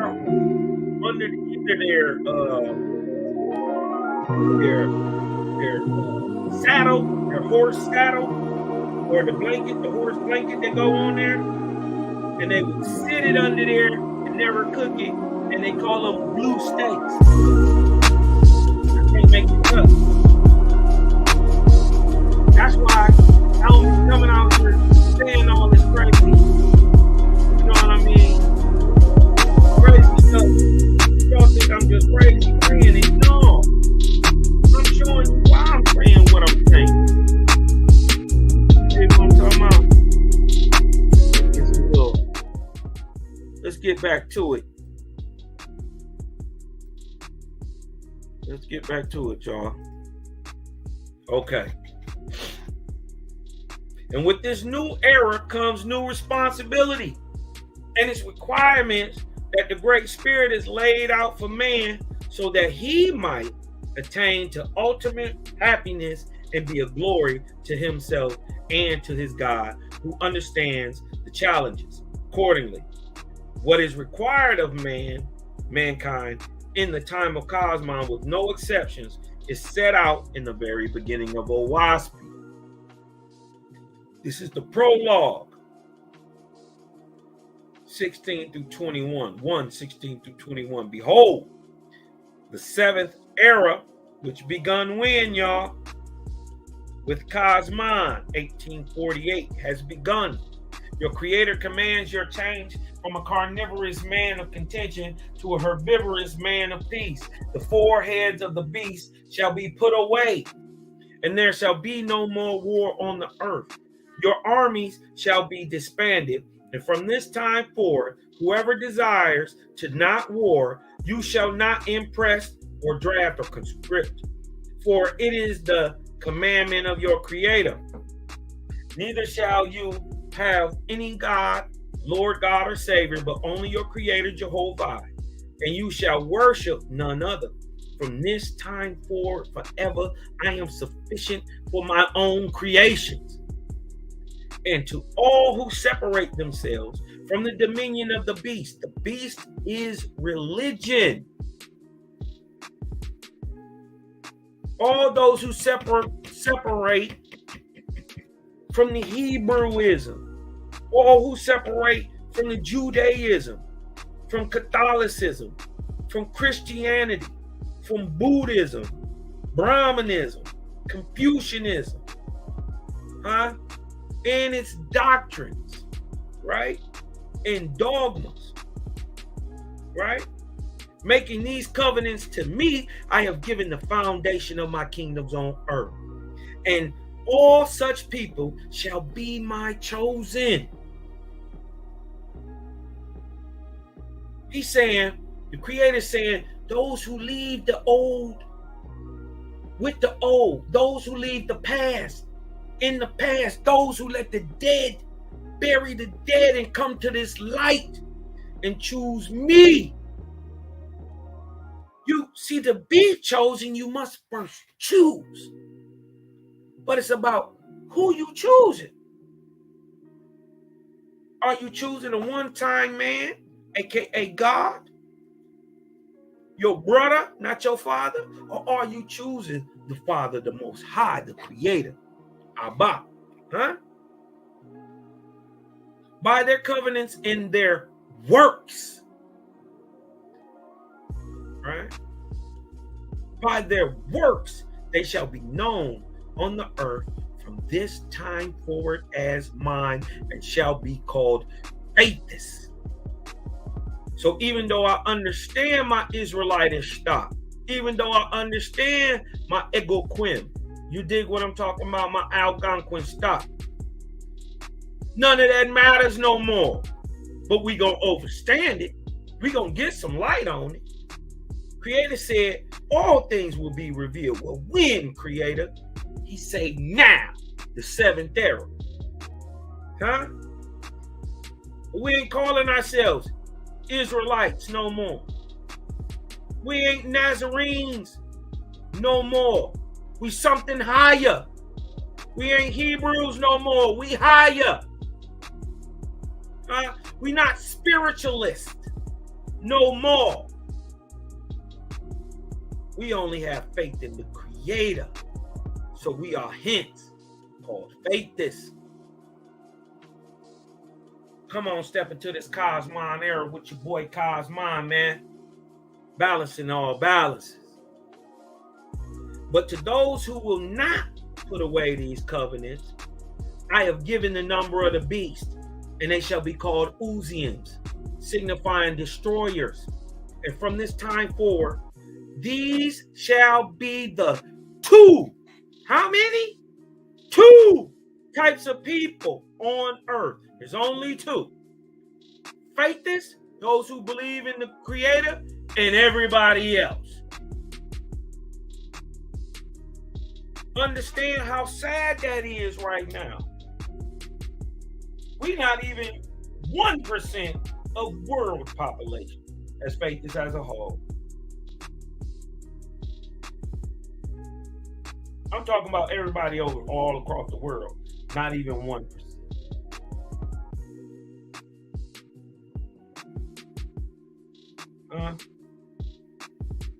But I bet you them same people said that 50 years ago. They couldn't imagine this. There was a time when I was learning on Why I Speak, 2013, 14, 15. You dig what I'm talking about? Where I thought I was going crazy with the information. I couldn't bump it off nobody. You know what I mean? I didn't know anybody who I could run this information by with this level of light in it. I didn't have no homies who sufficiently raised high enough to come and really build with, until a brother who was in a different OI Speak group, you did what I'm talking about, seeing me just sharing on Facebook, and he said, "Brother, man, you a faithless?" I said, "Yeah, man." He was like, "Man, you want to come and be in a faithless group?" I said, "A what?" It's a group of niggas? Hold on. I couldn't get there fast enough. Anybody who was there in that first group, they'll tell you, I was happy. Right? But look at the Creator.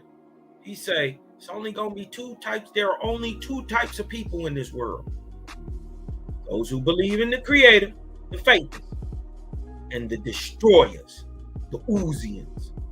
There are the people who are on the incline, faithless. And many of these faithless don't even know they faithless today. They just practice doing organically good works by their institution. They may not even believe in God's Lord, none of that, Creator, none of that. None of that matters though, because they will be known by their works.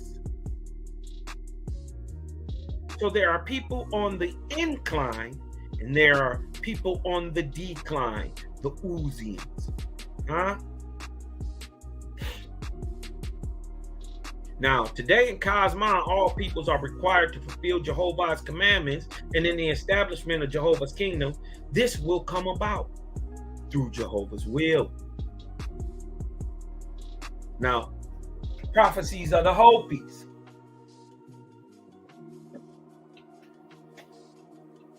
Prophecy of the Hopi people. It is not only in the Waspi that prophecies regarding Gautama's significance is foretold, but the Gautamans themselves hold in reverence numerous prophecies given them through their own seers and prophets. The Hopi prophecies are probably the best known among them. Below is a link to a website which has a list of prophecies which relate to the rainbow people. Huh? They're not talking about gays. Ain't no LGBTQ around here. Not here. Not here. When they talking about rainbow, they're talking about the amalgamated people of colors and their auric lights and levels in ascension in what is commonly called their kundalini or their chakras, but it's really your spiritual rate. People at these different colors or different levels give off different colors of light and are hence called rainbow people, but also rainbow because they will be amalgamated. Huh?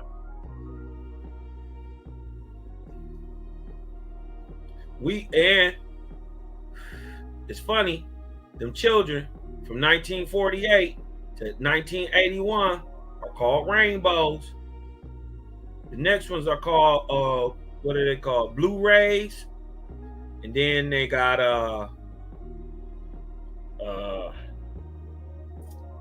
what's the other ones? It's some more different names that they call people who come in every generation afterwards. Because there's 3 generations to the first Dan.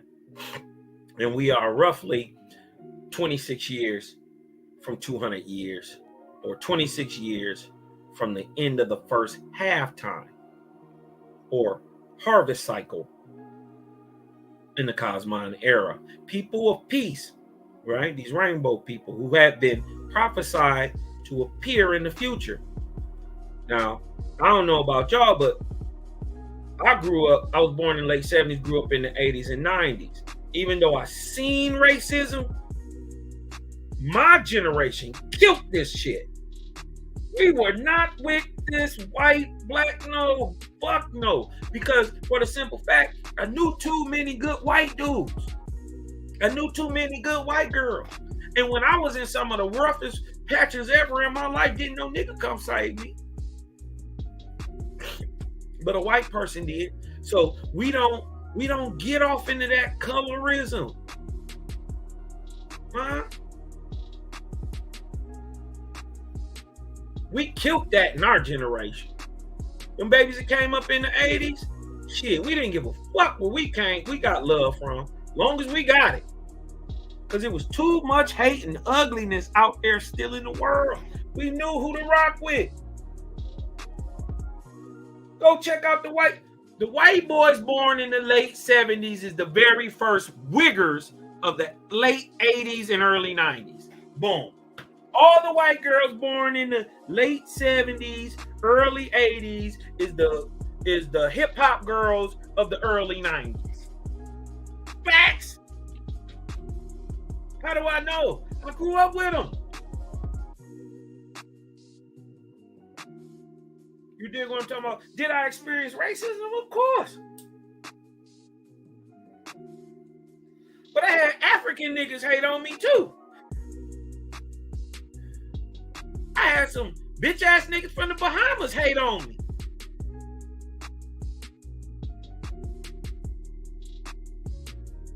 With the same type of vitriol. So we don't get into it. It ain't about what you look like. It's about what you do. That proves who you are. The Hopis also identify themselves as a peaceful and respectful of the Great Spirit. Hopi, while translating as little people, also means ho and pi, humble and peaceful. In the 1960s, the hippies appeared. The rainbow was their banner and the peace sign was their word, one Hopi elder said. Now look at that. Between 1948, halfway through 48, and 81 was 16 and a half years. 64, 65. Okay. It's not by accident. And they were called rainbow children too, mind you. It's not by accident that the words Hopi and hippie should be alike. We are all people of peace. We are all working for the same Great Spirit. You cannot rely on the banks or the corporations or the government. Listen, he talking. They will never respect you unless you hold territory. You must take back the earth peacefully, one piece at a time. Plant seeds and water them and make the earth beautiful again. Come on. You don't think them people would talk to the Great Spirit? You know they was.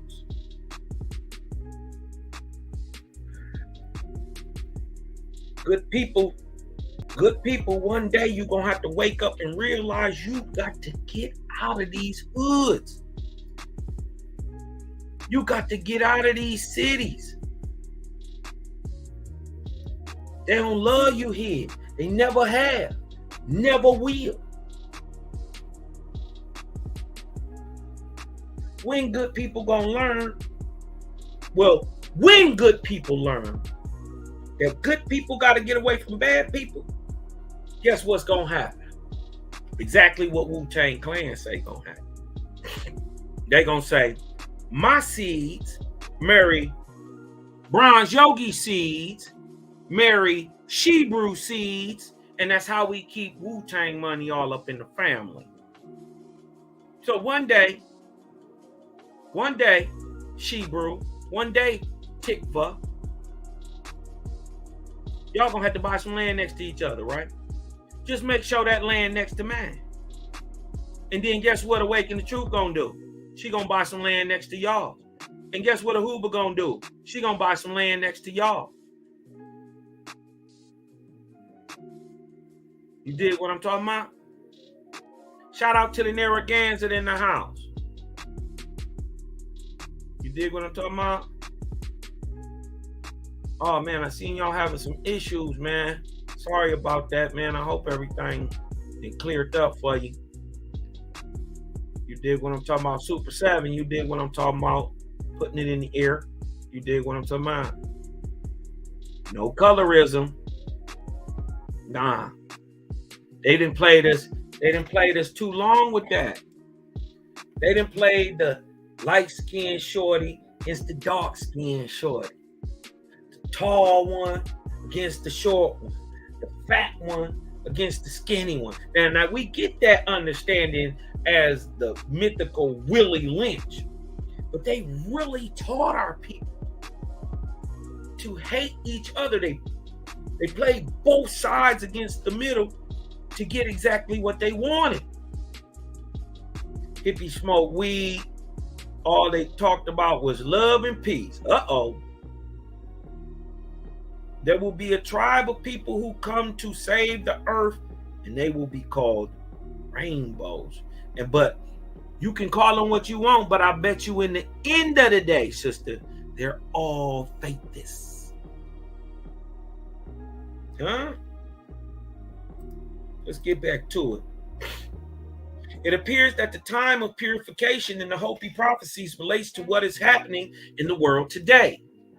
While there are events and forces moved by the hand of Jehovah and beyond our personal control, which move mankind towards the Jehovah's kingdom on earth, the individual has the opportunity and voluntarily partake in the purification.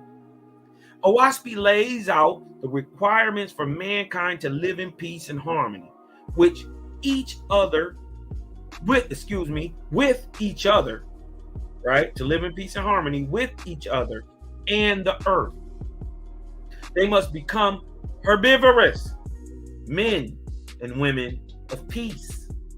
This means to not only aspire to peace and purity, but to actually purify the corporeal entity with pure diet, bathing, hygienic habits, and clean environment. Purifying the spiritual entity by purifying the thoughts, attitudes, and behaviors so that these mortals may truly be part of a purified and harmonious world. We can see movement in the direction of Jehovah's kingdom on earth. Yes, we can. Gang, we hear right now. Peace to the righteous gods and Nirvanian goddesses. You dig what I'm talking about? We see it. We see movement in the direction of Jehovah's kingdom on earth. I see it. Not only in the events and conditions of the people in North America, but in other parts of the earth too. The sign of the nations of Cosmon who are moving toward Jehovah's kingdom on earth are the amalgamated nations. We have seen from the time Owaspy was written, 1882 or 1881, that nations that were closed and isolated have and are becoming more open and accepting of other peoples and cultures. This demonstrates that the whole earth is in the process of movement towards Jehovah's kingdom on earth in more or less degree.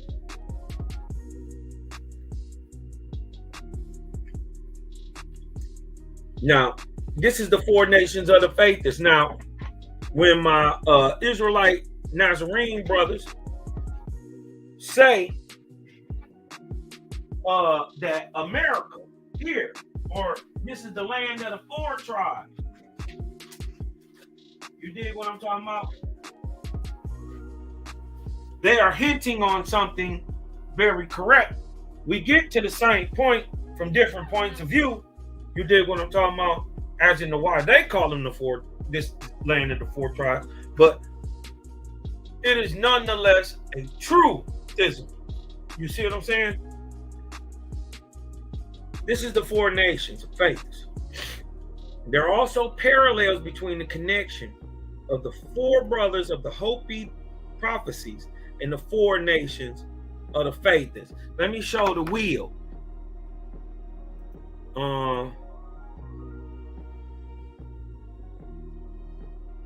Let me show the wheel.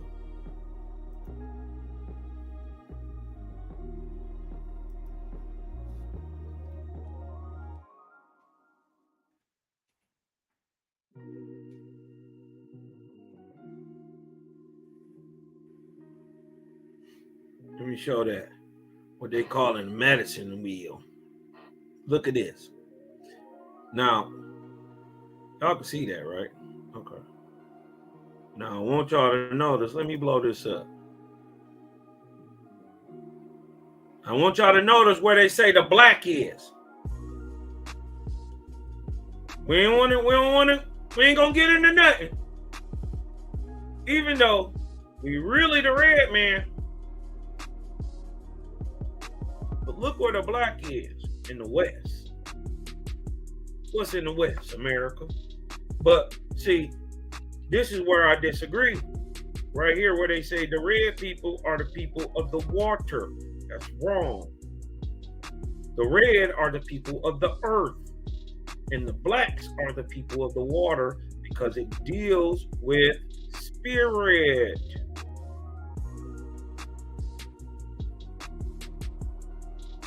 All right. Let's get back to it. Let's get back to it. All right.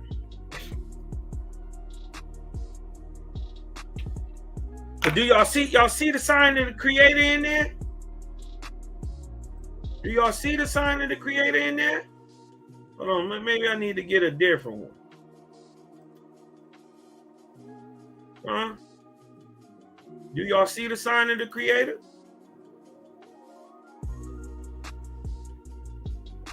Do y'all see it?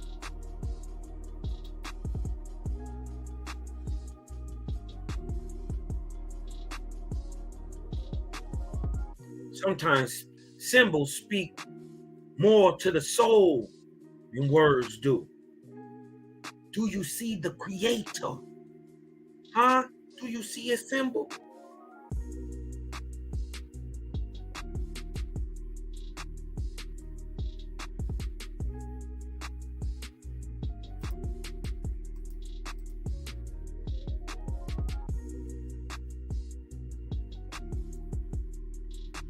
All right.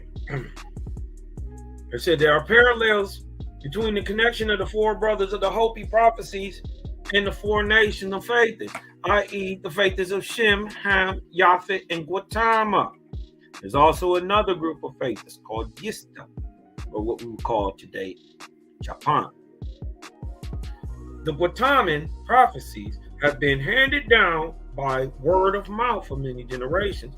So while they have lost some of their original meanings, the essence of their prophecies can yet be recognized. But in Awaspi, there is a reference to the meaning of the name Gautama in the footnote to the following verse. Awaspi, right? This is Lord's first book, 153 in the footnote. The fleet of Gautama was carried eastward. This is from Pan, right? This is from Pan. They went back east, so towards America. Remember, we in the Pacific, right? And the country where it landed was called Guatemala. They landed in Central America in the land that is today called Guatemala, or the land of the four tribes.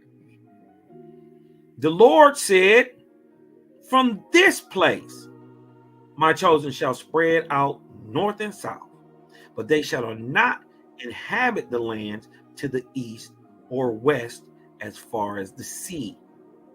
For they shall be testimony in time to come of this land, of this landing place from the continent of Pan." The meaning of this word, Gautama, is four tribes united in one. The word Guatemala should therefore mean the earth place of the four tribes of men united in one. Huh?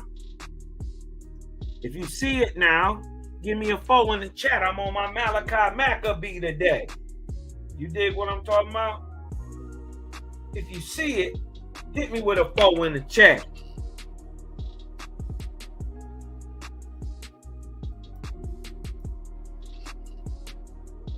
Land of the four tribes of men united in one. Guatemala. From the people who survived the sinking of Pan, called Gautama. The Hopis believe they originate from the south, from where they are, right? The Hopis are in southwest area,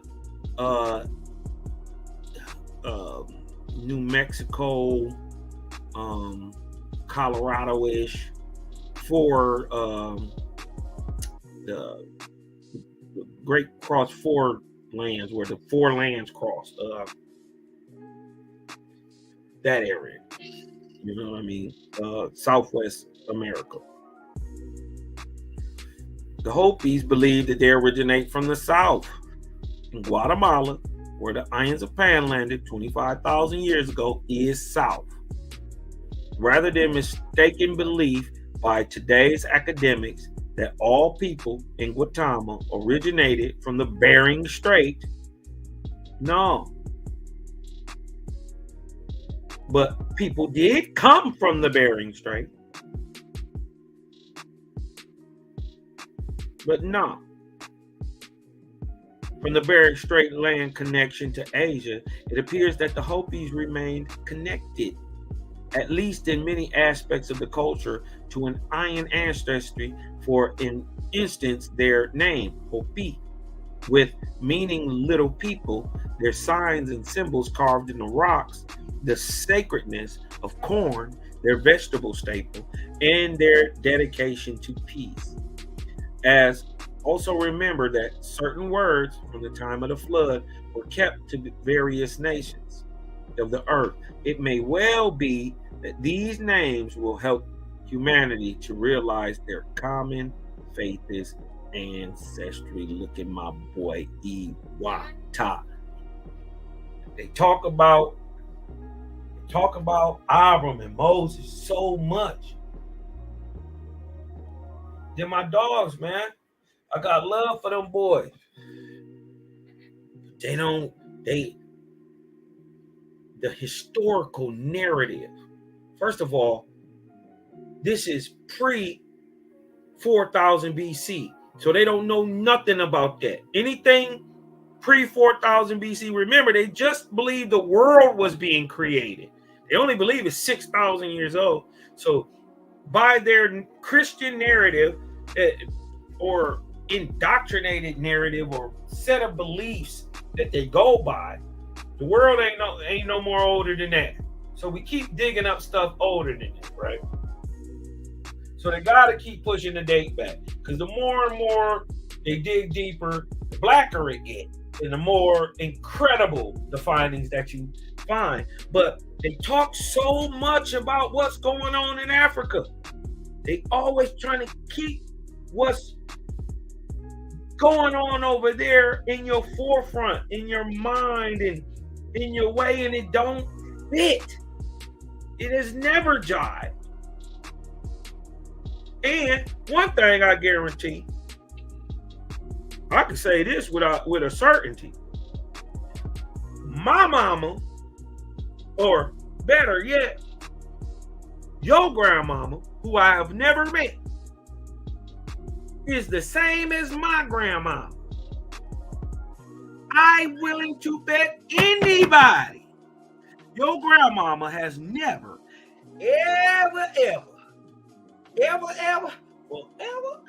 never told your black ass you was from Africa. If you don't have a last name like Umwanye, Umbekwe, Mbutu, or Razaranrie, if you ain't got no last name like that, and your people have usually got here after 1965, you knew. This is why your mama and your grandmama still talk like this when they get over here. And you come over here talking like us. This is why your mama and them teach to hate niggas in their house. I know I got African homeboys. Not only, listen, they told me, peep this. They told me when they was coming over here, 80s, 90s, 2000s, that they go through a thing, like almost like a class where they tell you who to mess with, who not to mess with. And then they got different people who from your area, from whatever part of the world you come from, Asia, Europe, Africa, but especially in Africa. They come over here and they teach in their house, they teach their daughters to not fuck with American niggas. They teach their sons, watch out for these niggas. You ain't got no African homies like that. They don't know they African, they ain't got no African last name. And the ones who do, they know. They'll be real with you and tell you like, nah, man, we don't. Yeah, my granddad told my dad told me. Don't fuck with you niggas. We different. And they rather come over here and rock with the white man because they getting benefits off our backs. Civil rights is only for American Negroes. Let that sink in. So every time anybody come in here from a border and they get citizenship, they give them a stipend for a home, free education, free hospitalization, opportunities for economic, they give them an economic floor. They're taxed different in their tax bracket because when they come over here with their black asses from Nigeria, from South Africa, shit, even from South America, when they come over here, they're labeled. I'm talking about Mexico too, the Mexicans, the Puerto Ricans, everybody. They labeled as white. Did you know that? That Wakanda Forever, my nigga, Chadwick Boseman, that on his paperwork, you dig what I'm talking about? That on his father paperwork came over here and shit. You dig what I'm talking about? Or what's her name? Lupita. She a Mexican, but she's still labeled white. Did you know that? Black, white, all that shit is social statuses, man. They're tax statuses. So I wouldn't want to be black neither if I knew all that. Now that I know all that. You feel what I'm talking about? So, but with the release of this knowledge come understanding. With understanding comes the ability to move properly. So everybody see what's coming. You're gonna have to get the nigga straight. That's what's coming. And we don't want nothing. A free handout. We want what you owe. We want our land and we want a stipend. We'll handle the rest. Just make it possible for the economic floor to be leveled out. Make it possible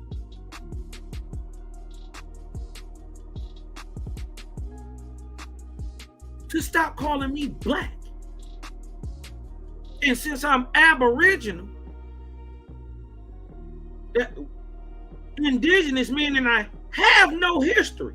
I come from something so old.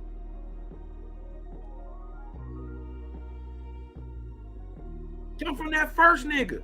He was here too. But you came over here and you tore it up and you killed it up, and now you got to get right. Make right, United States government. You was built on slavery, pay the slaves now. Civil rights is only for black people. That's it.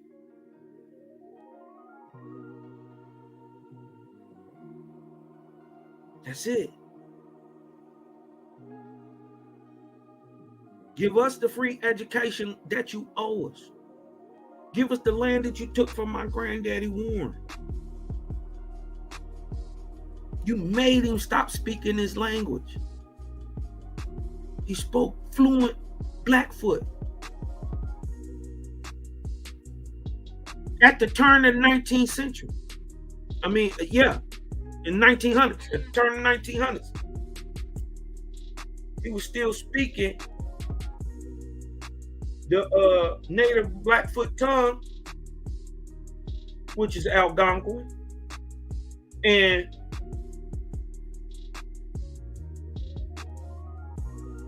couldn't read and write. So they say couldn't read and write. He sure could speak that native tongue. He could speak English, couldn't write it, couldn't read it. He could speak that native tongue in 1900.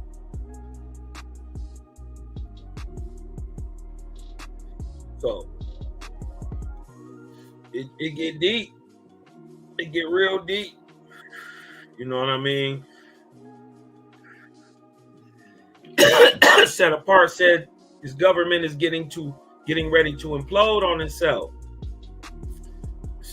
Prophecy. It is spiritually low, intending towards destruction. It engages in war, mass destruction. It has set itself up as a whole nother nigga. It's you and the United States government. And it is against you. It has oppressed you. It has enslaved you. It still taxes you. It charges you for everything.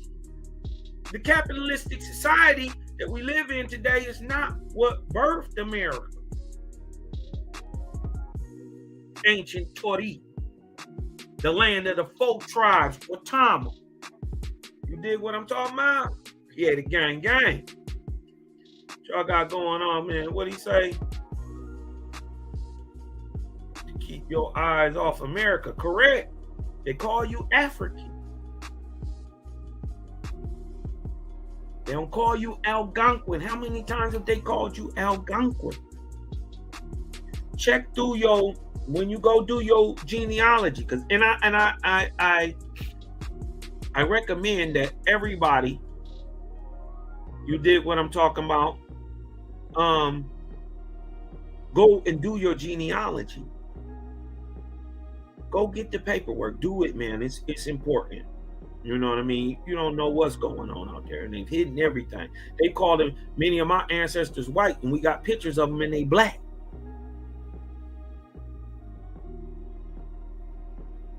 And then the next census, they black. And then the next census, they Negro. And then they color.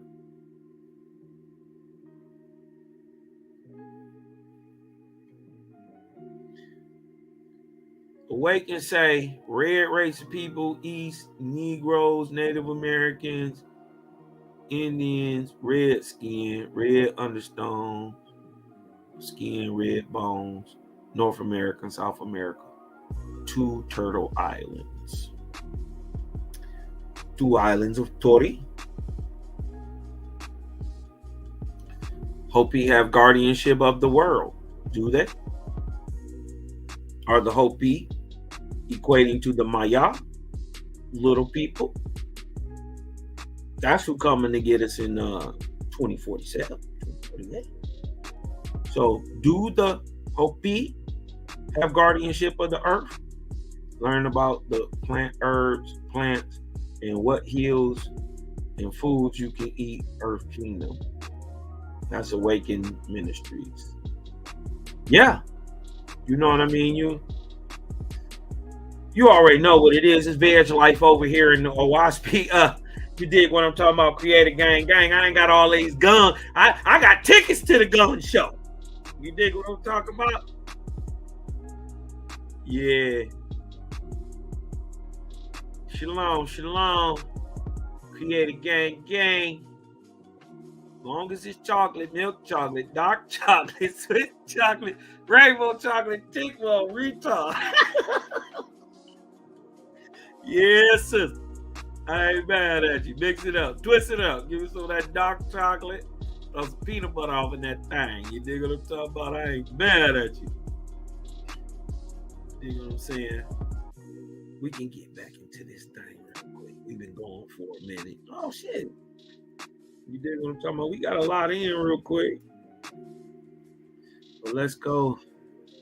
You know what I mean? Right. And I didn't want to get into the Eskimo thing because I didn't want to make nobody feel like I was tripping on them, man. But look, I didn't want to get into the Iroquoians. But look, They eating people, cannibalizing them. This ain't no joke. Not only did they eat raw meat, many ate people. They blow this up out of proportion. Many be lying about it. You dig what I'm talking about? But it does happen. And it did happen in America. All the Europeans can't be lying when it's something you don't like. You see what I'm saying? They lying when you tell it. Any other time, it's any other thing you listen to what they talking about. But when it's something you don't like, oh, they lying. Nah, nigga. Some of this shit is true. You dig what I'm talking about? How they say it is learning the nuances. You dig what I'm talking about? And you got to remember the level of scholarship at the time. I take a half-ass scholar in a Google search engine over some of the best of the ancient, you dig what I'm talking about, philosophers and all that shit. Unless they was a Jehovah, they didn't know. You dig what I'm talking about? They had no clue.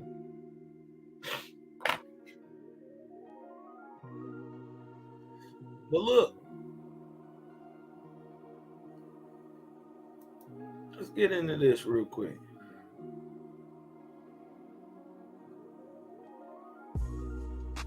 Another interesting thing that comes out of this is from the Cabinet magazine. You dig what I'm talking about? Talking about let me get up here, I'll show you. The Raw and the Uncooked, an interview with Kathleen Avramescu about cannibalism and the moral order of society. Hold on, I just want to get down here real quick. I wasn't tripping on the Iroquois, man. Man, whatever, man. I know a lot of Cherokee brothers. And they're my dogs. And I sound just like a white man when I say that. I got a lot of Cherokee friends. No, but they good folks. It is what it is. And they can't say a bad thing about me because I show them that type of respect and love. Fuck what I'm talking about. What I'm doing. Fuck what I'm talking about. Research it, and am I telling the truth? Good people gonna always rock with good people, and shout out to the Cherokee. Another interesting thing that comes out in the book is the slipperiness of concept of cannibalism.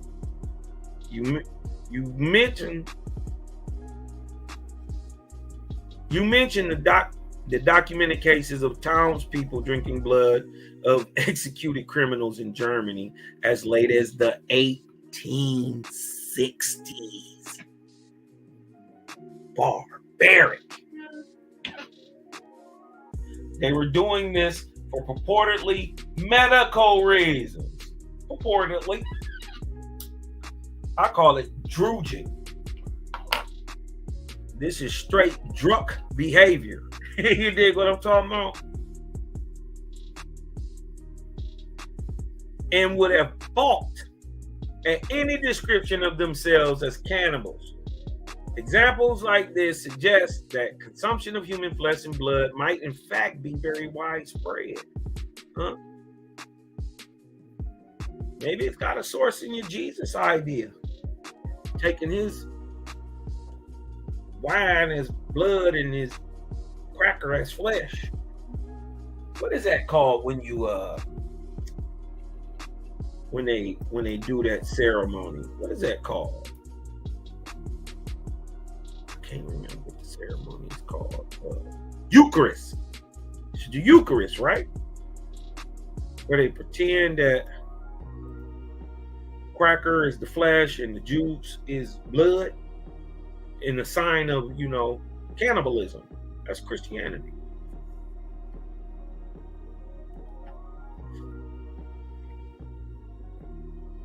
Okay. Even if much of it is not conceptualized as cannibalism, this in turn suggests that cannibalism is never wrong to core, but only Wrong when done the way hostile others do it, or religious niggas don't like it. Do you think, but they'll give you a blanket full of smallpox. Do you think there was any awareness of this among the early modern authors to address the subject? Early modern authors were aware of the slipperiness of the concept of cannibalism, and they played to it in great effect. The consuming of the body of Christ. I swear I didn't read this. The consuming of the body of Christ in the ritual of the Christian communion, or the medical use of the extracts of mummies were, for instance, reconstructed as acts of cannibalism by radical writers and reformers.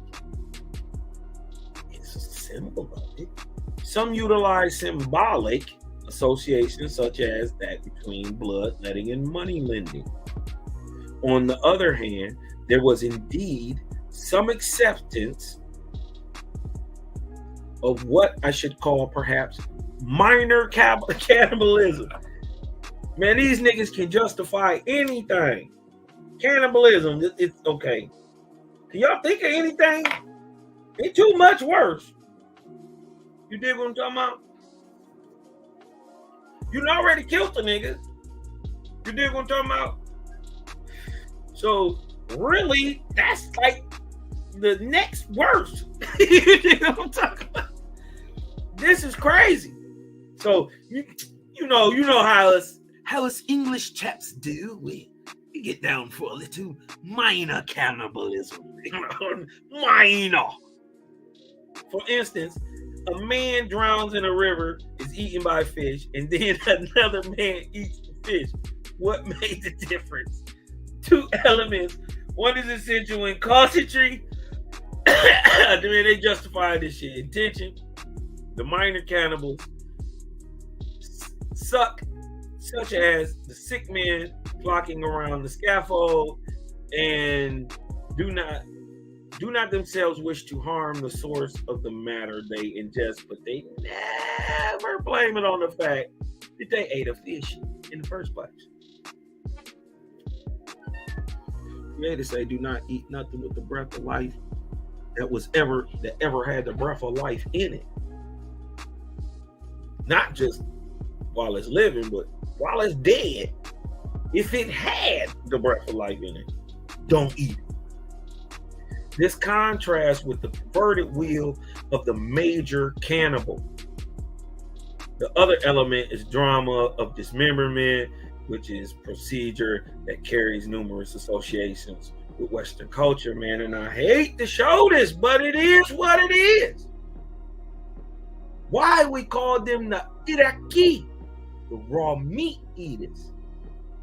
Look at the Iroquois. Hold on. Look at the Iroquois.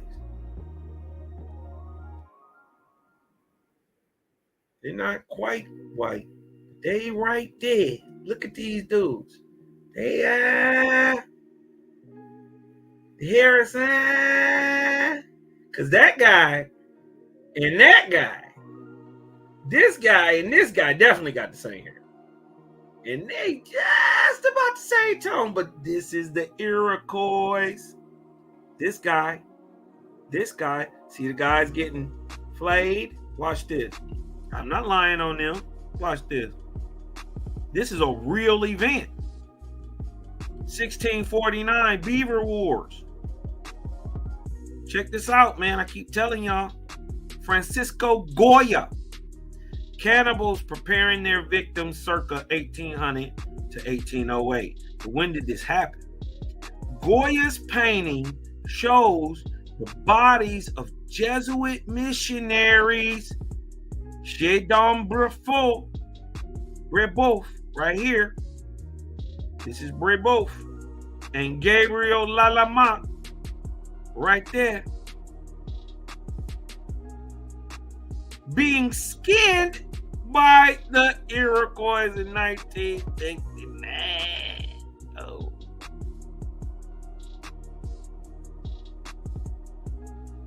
It's ugly.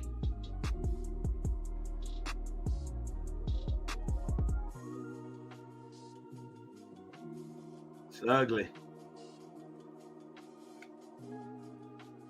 You know what I mean? You gotta lock it in one more time. And the same people. You ain't did none of that. But just showing you. It's a difference. It's a difference. And mind you, remember, when most of this stuff is taking place, right? We way down here. 19th arc cycle. 2800 year period from 16353 BC to 13553 BC. Or 200 years ago. 18,200 years ago.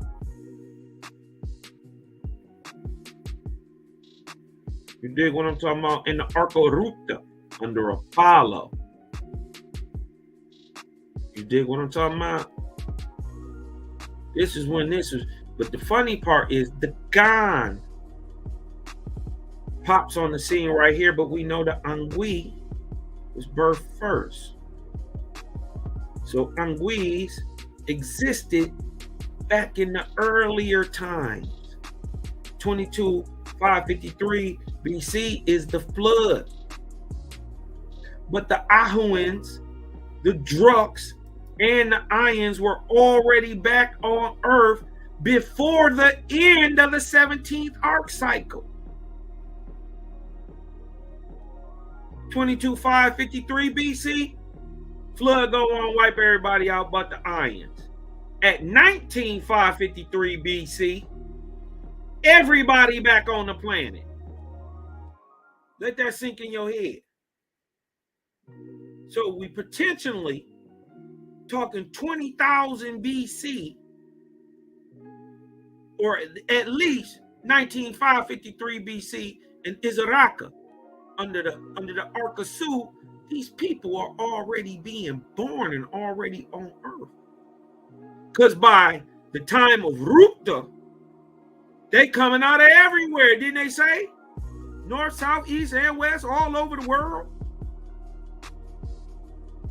But especially in America. You dig what I'm talking about? This remind me of something.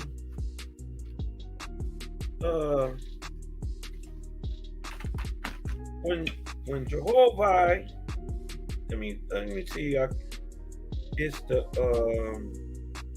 gave a prophecy to Iwata.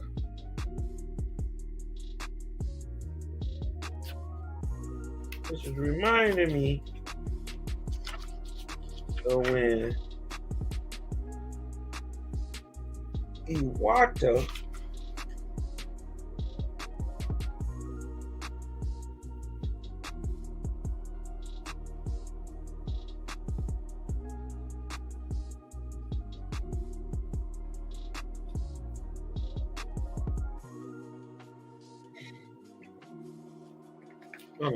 let me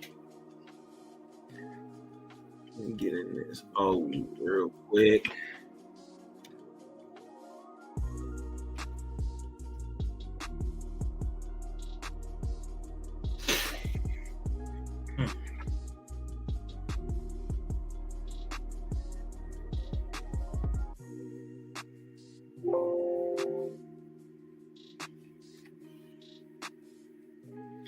I think this is the God's.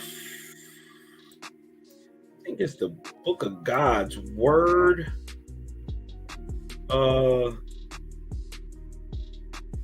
What I want to say is not the book of God's Word.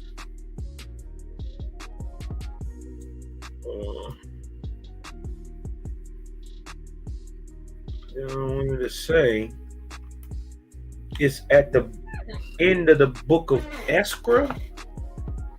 Maybe let me look in Esdras real quick. I want to say it's in the end of the book of Ezra. Hold on, let me get my little doohickey right. Book of Ben. Mountain and prophecy.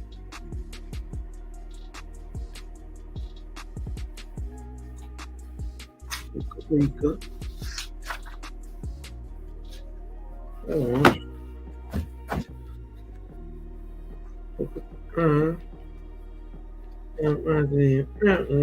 Book of Ezra.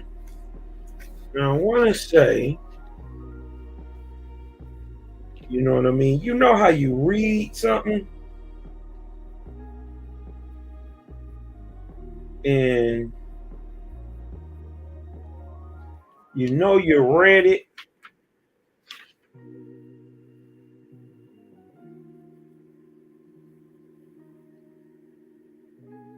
it's just, I know I read it when he's giving the anybody remember what chapter that is with man, slipping my mind right now. Is it the book of S? It might be the book of S.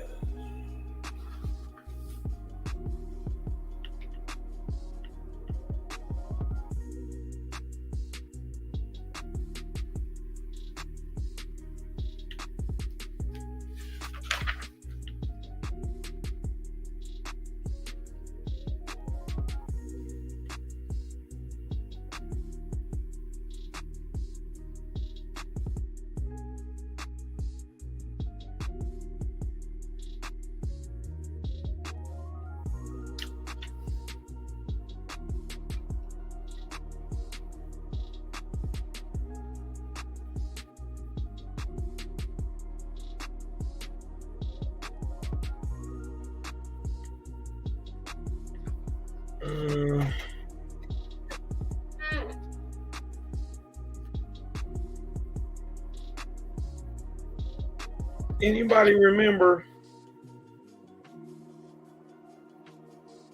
what book is that, man? That's not the book of S. That's gotta be God's book of God's word. First book of God's word. First book of God.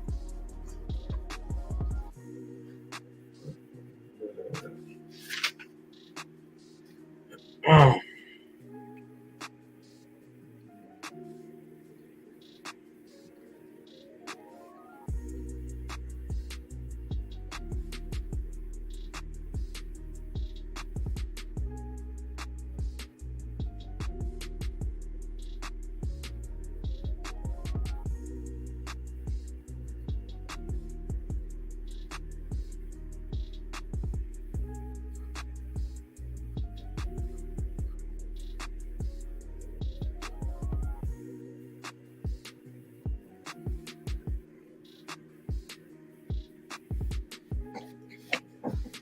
Damn, this is deep. You dig what I'm talking about?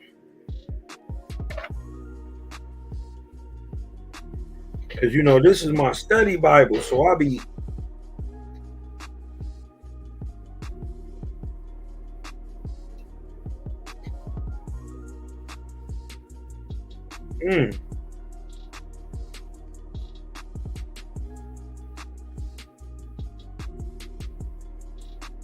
Listen. Let's go to the first book of God. What chapter is this? This is chapter 27. First book of God, chapter 27. Hard is the fate of those that worship only one God only, but they are mine. I look around at times and I set the evil gods flying. Be strong of heart, O my beloved. Many races will come and go on these lands. What? But the red man, the copper-colored man, shall possess it, inhabit it, far and near.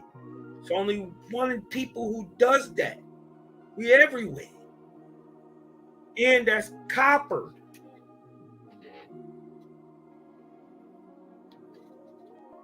It's not hate, it just is what it is. And everybody gonna tend to a color brown in a minute. You dig what I'm talking about? What do you think the whole idea of white nationalism is about?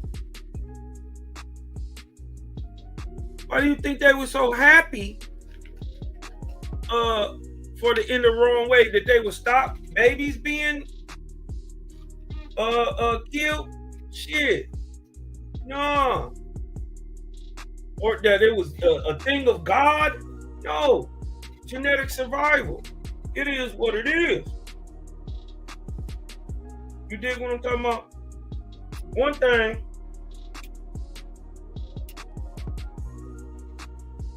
my homeboy did say is that these people gonna have to make a decision. You got to how he put it, do right or get on. You dig what I'm talking about? So it can get ugly out here for people, man. It can get ugly out here.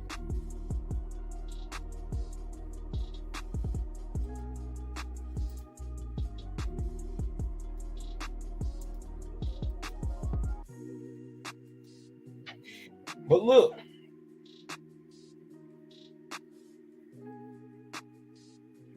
I said the evil gods flying, be strong of heart, oh my beloved. Many races will come and go on these lands, but the red man shall possess it, inhabit it far and near. Then shall come another evil god, Christ, and is called an evil god by the Indians, to flay and destroy my sons. Now, did that happen? It happened. And daughters, to cover all the lands over with pure blood. Then I will come again and rout the evil god, raise up my sons and daughters full of glory. Now, listen to this, right? Far from over the water will I bring their kindred Jews, their kindred Jews, Israelites. Huh? Now they put that Jew in there. That's a because the Jew, where we know the Jews is at. The Jews is in the east and still are. For the most part. Their banks here. You dig what I'm talking about?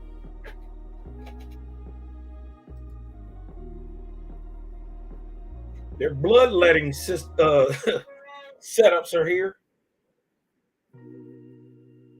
Who worship none born of woman, a wise speaking people, a people that war not. So that takes the Jews in Israel totally out of the question. So we know that a people came here who was Jews, right? I will come in the Mohawk, the Tinonachi, and the Mohegan, the Huchicas, which I got some of that in me, some of that Mohegan. My hand shall reach around the earth in that day. I will chase away all gods and saviors born of woman. So these people, right, are the Israelites. From far over the water, I will bring their kindred. Israelites who worship none born of woman, a wise speaking people, a people that war not, who kill not off weaker nations. I will come in the Mohawk, in the Mohegan. My hand shall reach around the earth in that day, and I will chase away all gods and saviors born of woman. Only the Great Spirit shall all men worship. So These are the Israelites. Jews are a warlike people who kill off weaker people. That's another way to knock them off. Aren't they genocidally murdering Palestinians today and have since 1948? So, right? And they will be in that war for the foreseeable future. They have been warriors since they chose to usurp Israelitish identity and start to attempt to tie it to themselves, writing things like Tanakh and what's the Septuagint, you know what I mean? The canonical doctrine of the New Testament under Constantine, Council of Nicaea. These the same people.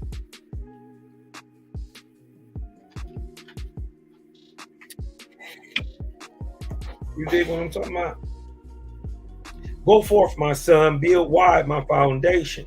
In this land will I found my earthly kingdom.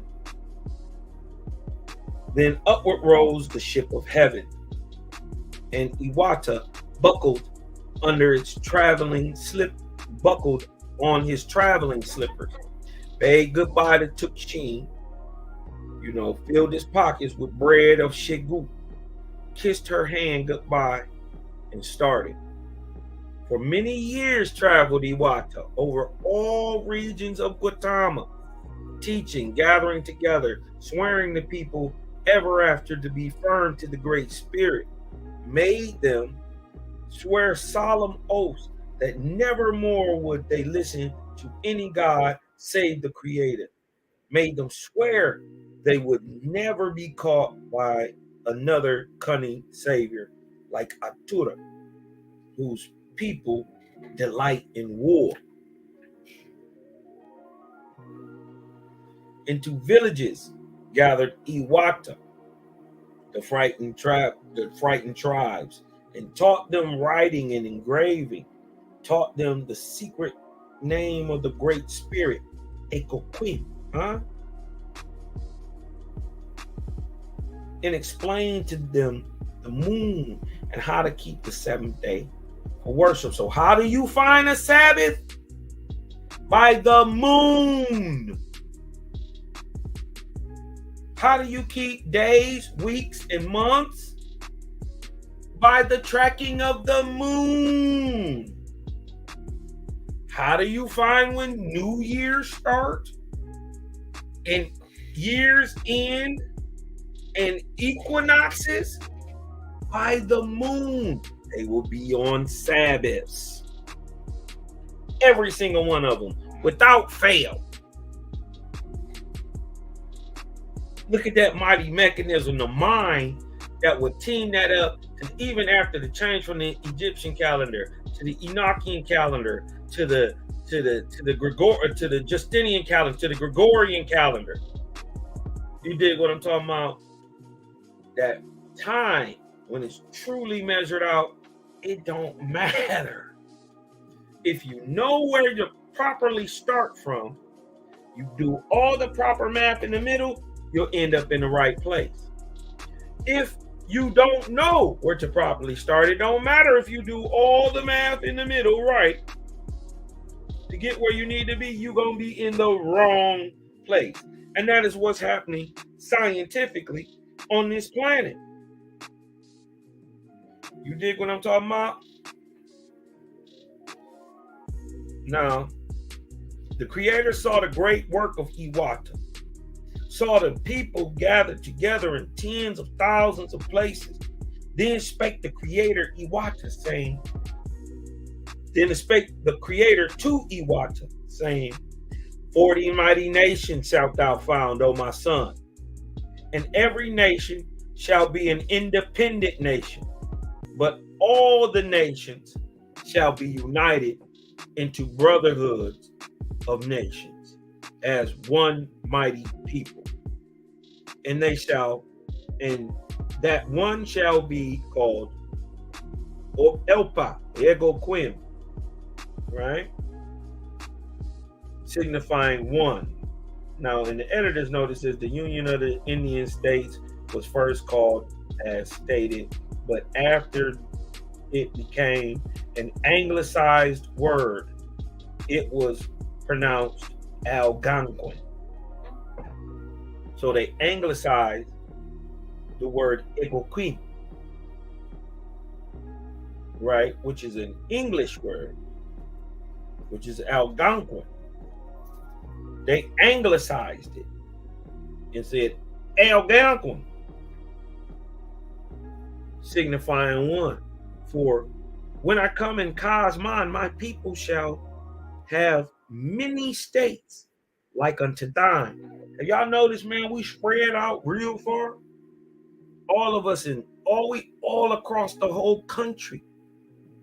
And their combination shall be called union, signifying one. Oh, gotta holler at my bros. Build thou a model for them, O Iwata, for though when they come, they shall overthrow thy people in the earth. The angels of thy holy ones shall come and purge them of their Savior and make them clean in my sight. Who is getting purged of these gods? If y'all saying the Native Americans got the same old great spirit from back then, well then, who is his people who got conquered, right, and overthrown in their own land? Descendants of Iwata, who got gods forced on them that they would be needed to be purged from.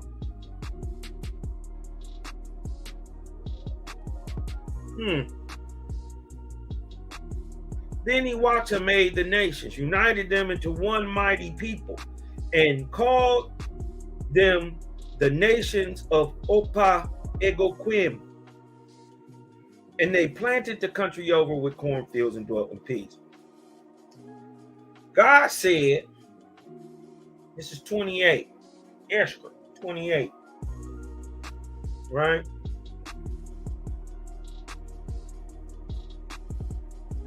God said, be wise, old man, in the words of thy God. My records come not up out of the ground, nor from the books of mortals.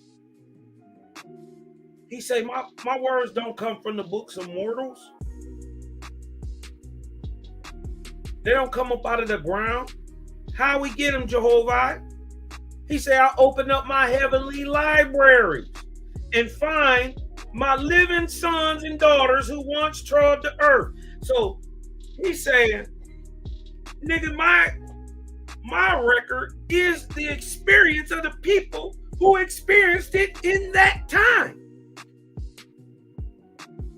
I can open up their records and play that back.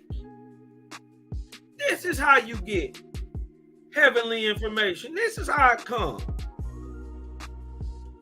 This is why you can tell the difference between Bible and Owaspy, between the Rig Veda and Owaspy, between the Mahabharata and Owaspy, between Taoism and Owaspy, between whatever. Because it's written from a point of somebody telling a story from on high down, and not from a man trying to proceed up like the biblical narrative. This is why you get no information about heaven or the higher heavens, because the biblical God wasn't there. He was on the lowest levels. Check it out. He say, I open up my heavenly libraries and I find my living sons, the records of them, what they did while they was down here during this certain time, right? Who once trod the earth. Their light, I record their experiences.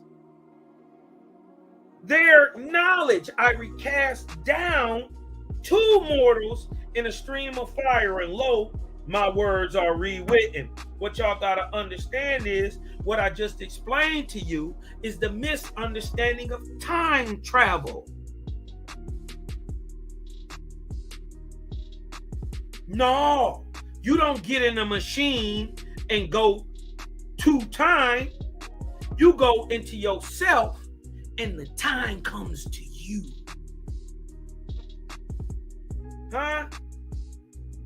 Search thou for the evidence of my footsteps on the earth.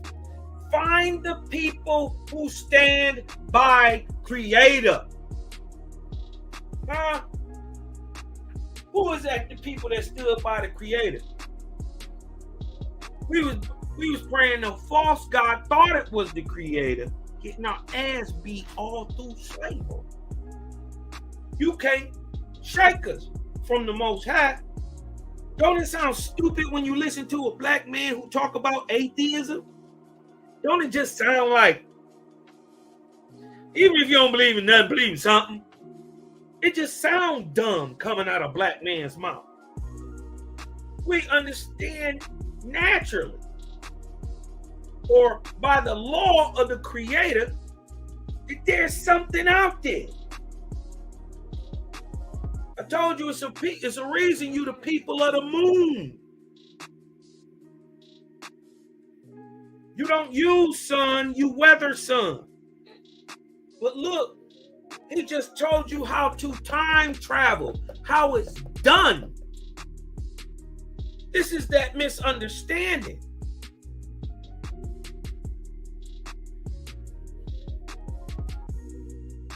Find the people who stand by the Creator, the All One, God of all.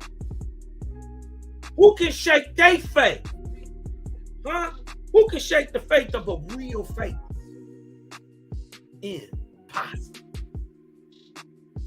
We'll die. We'll die for it. We rather.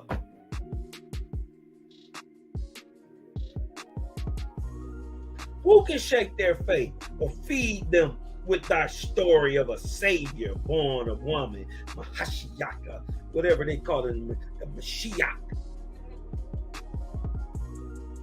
Yes, you ain't say me. He ain't do nothing for nobody. That nigga dead. He came back, restored the Mosaical doctrine for people, and it still got twisted up. But he profited in the steps of the apostates. Huh? Hearken to the voice of the millions of Chinese and Vindu and the remnants of the Algonquins. The copper colored brown people of America who got long black coarse hair, who praise the Great Spirit, love, quote unquote, God.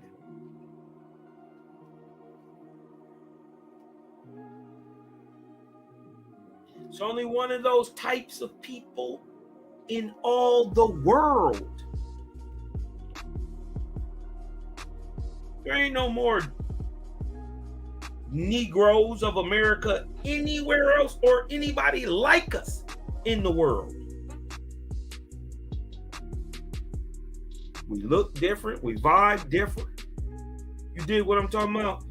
Even just in North America, we vibe different than our brothers in the Caribbean. They right there. Then our brothers in Mesoamerica, they right there. Then our brothers in Canada. You dig what I'm talking about? We vibe different. There are no more niggas unless we left America and came there. There are no more niggas like American Algonquin niggas, Aboriginals, anywhere else in the world, but he left us here on purpose. Huh? Their Bibles are a power to this day.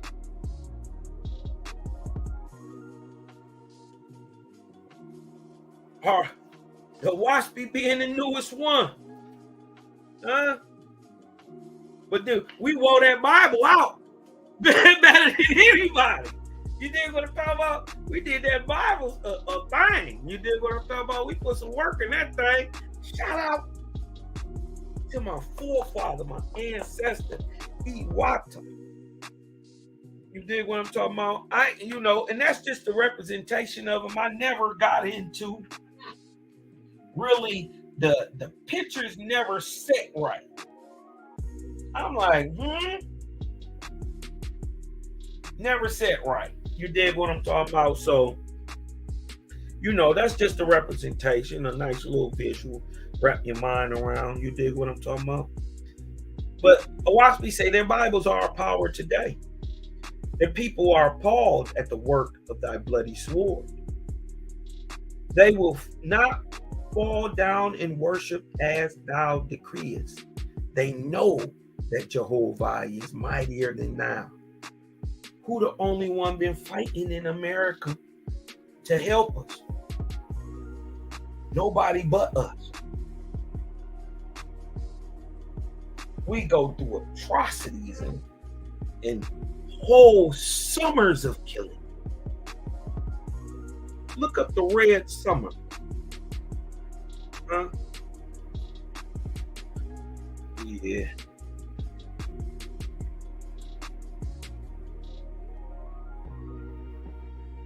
Be thou considerate of all the races of men and their doctrines and rites and ceremonies.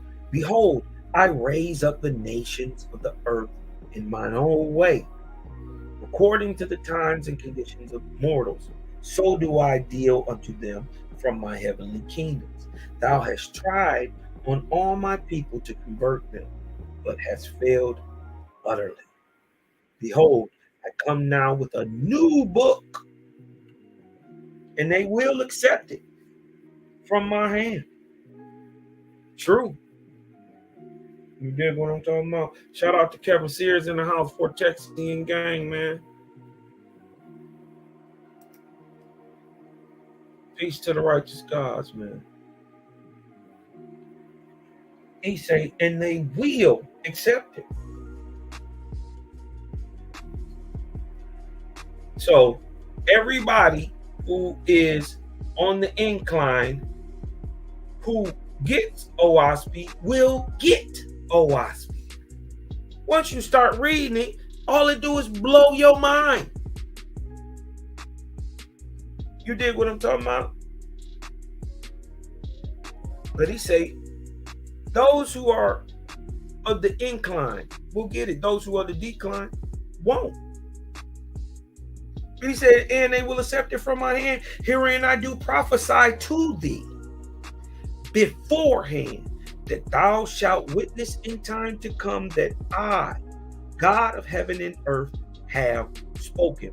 Nor shalt thou say, man of himself progressive, natural progression, and that such and such would become of a natural order, would come of a natural order, like Darwinism. You did what I'm talking about. In testimony, I say unto thee, man progresseth not, save by me, through my angel host in heaven, in testimony of which I have left many peoples before thee. For hundreds of years, thy natural order is laziness and uncleanliness, wherein thou art quickened in spirit. Behold, it is the heavens upon thee that stirreth thee up. Thou shalt not mistake the teaching of thy God, which was manifested the same in the ancient days as it is in this day, which is to worship thy Creator only, to bow not down to any other God nor Lord, to love thy neighbor, and to do good unto others with all thy wisdom and strength, having faith in the Almighty. And that sums it up right there. What a great ending. This is Jehovah Chronicles, lesson 16. Aboriginal Egoquim Algonquin of America. Hit that sub button, hit that like button, hit that share button, and hit that bell for the notifications. Yeah. Come with them. Mom.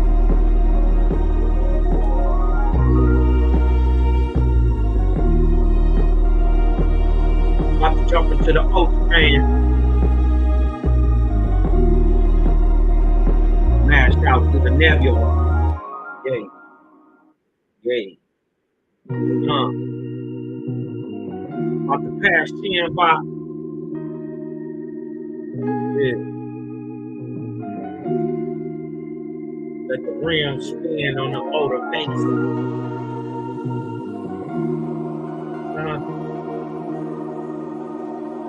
Yeah.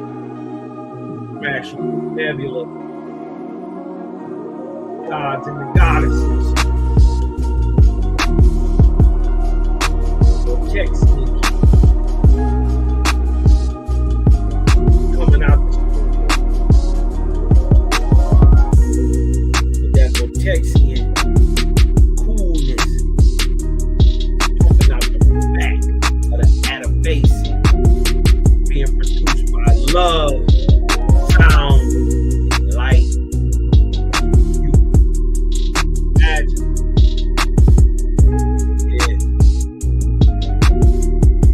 Will done, others good works, done to others good cause.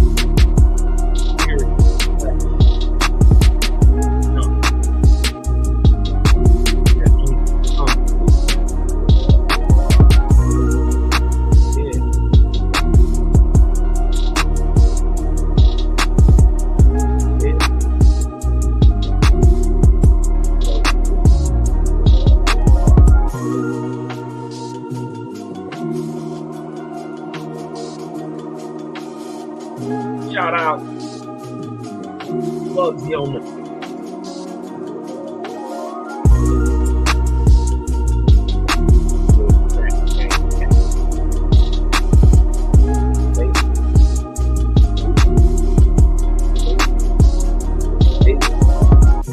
hey. Hey, Bugsy, gotta smash it through the nebula right now.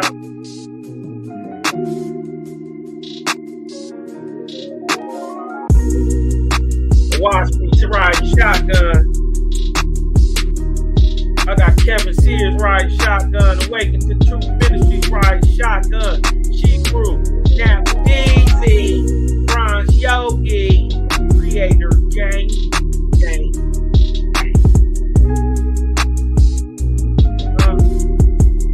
Oneness. Shout out for everybody. Shout out to everybody coming through. Smoke weed all day. Talking about what's love, peace, yeah. Hey.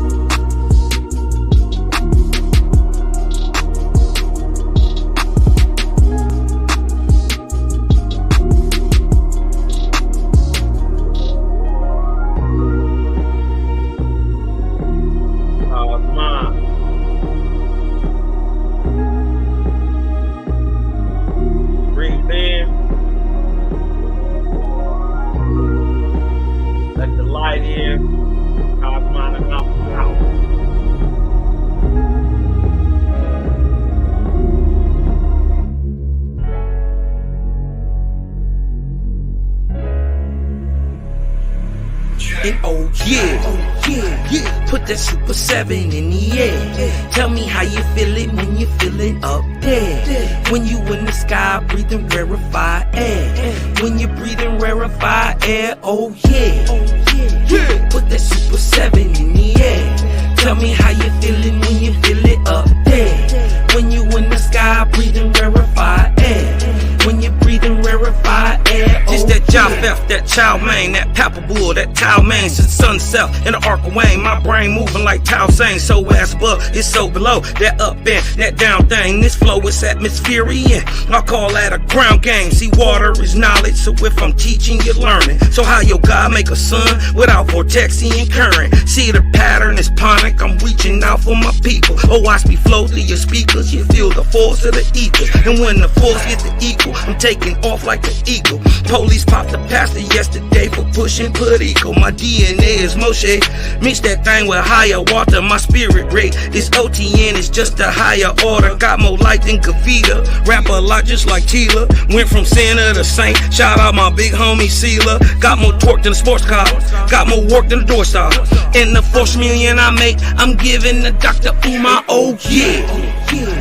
Put that Super 7 in the air. Tell me how you feeling when you're feeling up there. When you in the sky breathing rarefied air. When you're breathing rarefied air, oh yeah. Put that Super 7 in the air. Tell me how you feeling when you feel it up there. When you in the sky breathing rarefied air. When you're breathing rarefied air, oh yeah. Super 7 in my rites and ceremonies. I'm married to Jehovah, holy matrimony. Confucius say, in the words of Caillou, before you hit the tomb, be a bridegroom. Only got one question for Miss Susan B. On how to last Ahuin is now a Angui. Blame my inspiration, I'm just thinking thoughts. But in the way of God's, we gon' keep it short. Why Jesus wanna kill me, Matthew 10:34. Just a couple questions that I'm needing to know. Oh, watch me flow, it's so potent. Set the vortex in motion. Super 7, I'm floating across the Aegean Ocean. Oh, you a Muslim now, so I guess you make it feel like. Well, I'm an Israelite, I'ma make him at the Shabbat. Got Moses on the bumper, super slap off in my spaceship photosphere. So I stay lit, peace and light to the faith is so yeah. Put that Super 7 in the air. Tell me how you feeling when you're feeling up there. When you in the sky breathing rarefied air. When you're breathing rarefied air, oh yeah. Put that Super 7 in the air. Tell me how you feeling when you feel it up there. When you in the sky breathing rarefied air. When you're breathing rarefied air, oh yeah.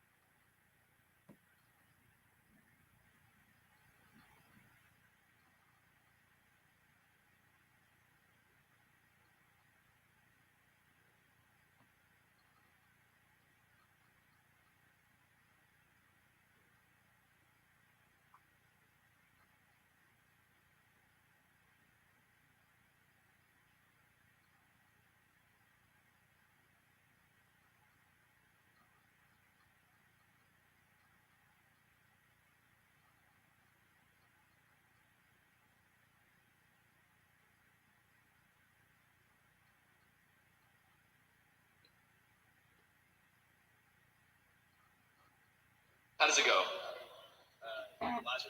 Lazarus died. How does it go? Lazarus died. Jesus called him back to life. It's a miracle, right? Everyone is like, Jesus looks like the hero. It's great, right? Inspirational story. All the loved ones are sad. They're happy again. It's a miracle for everyone involved except Lazarus. Read the story. He was dead for 4 days in heaven. Just up there decorating his mansion. Okay, this is awesome. I can't believe we're finally here. This is great. He had a bum.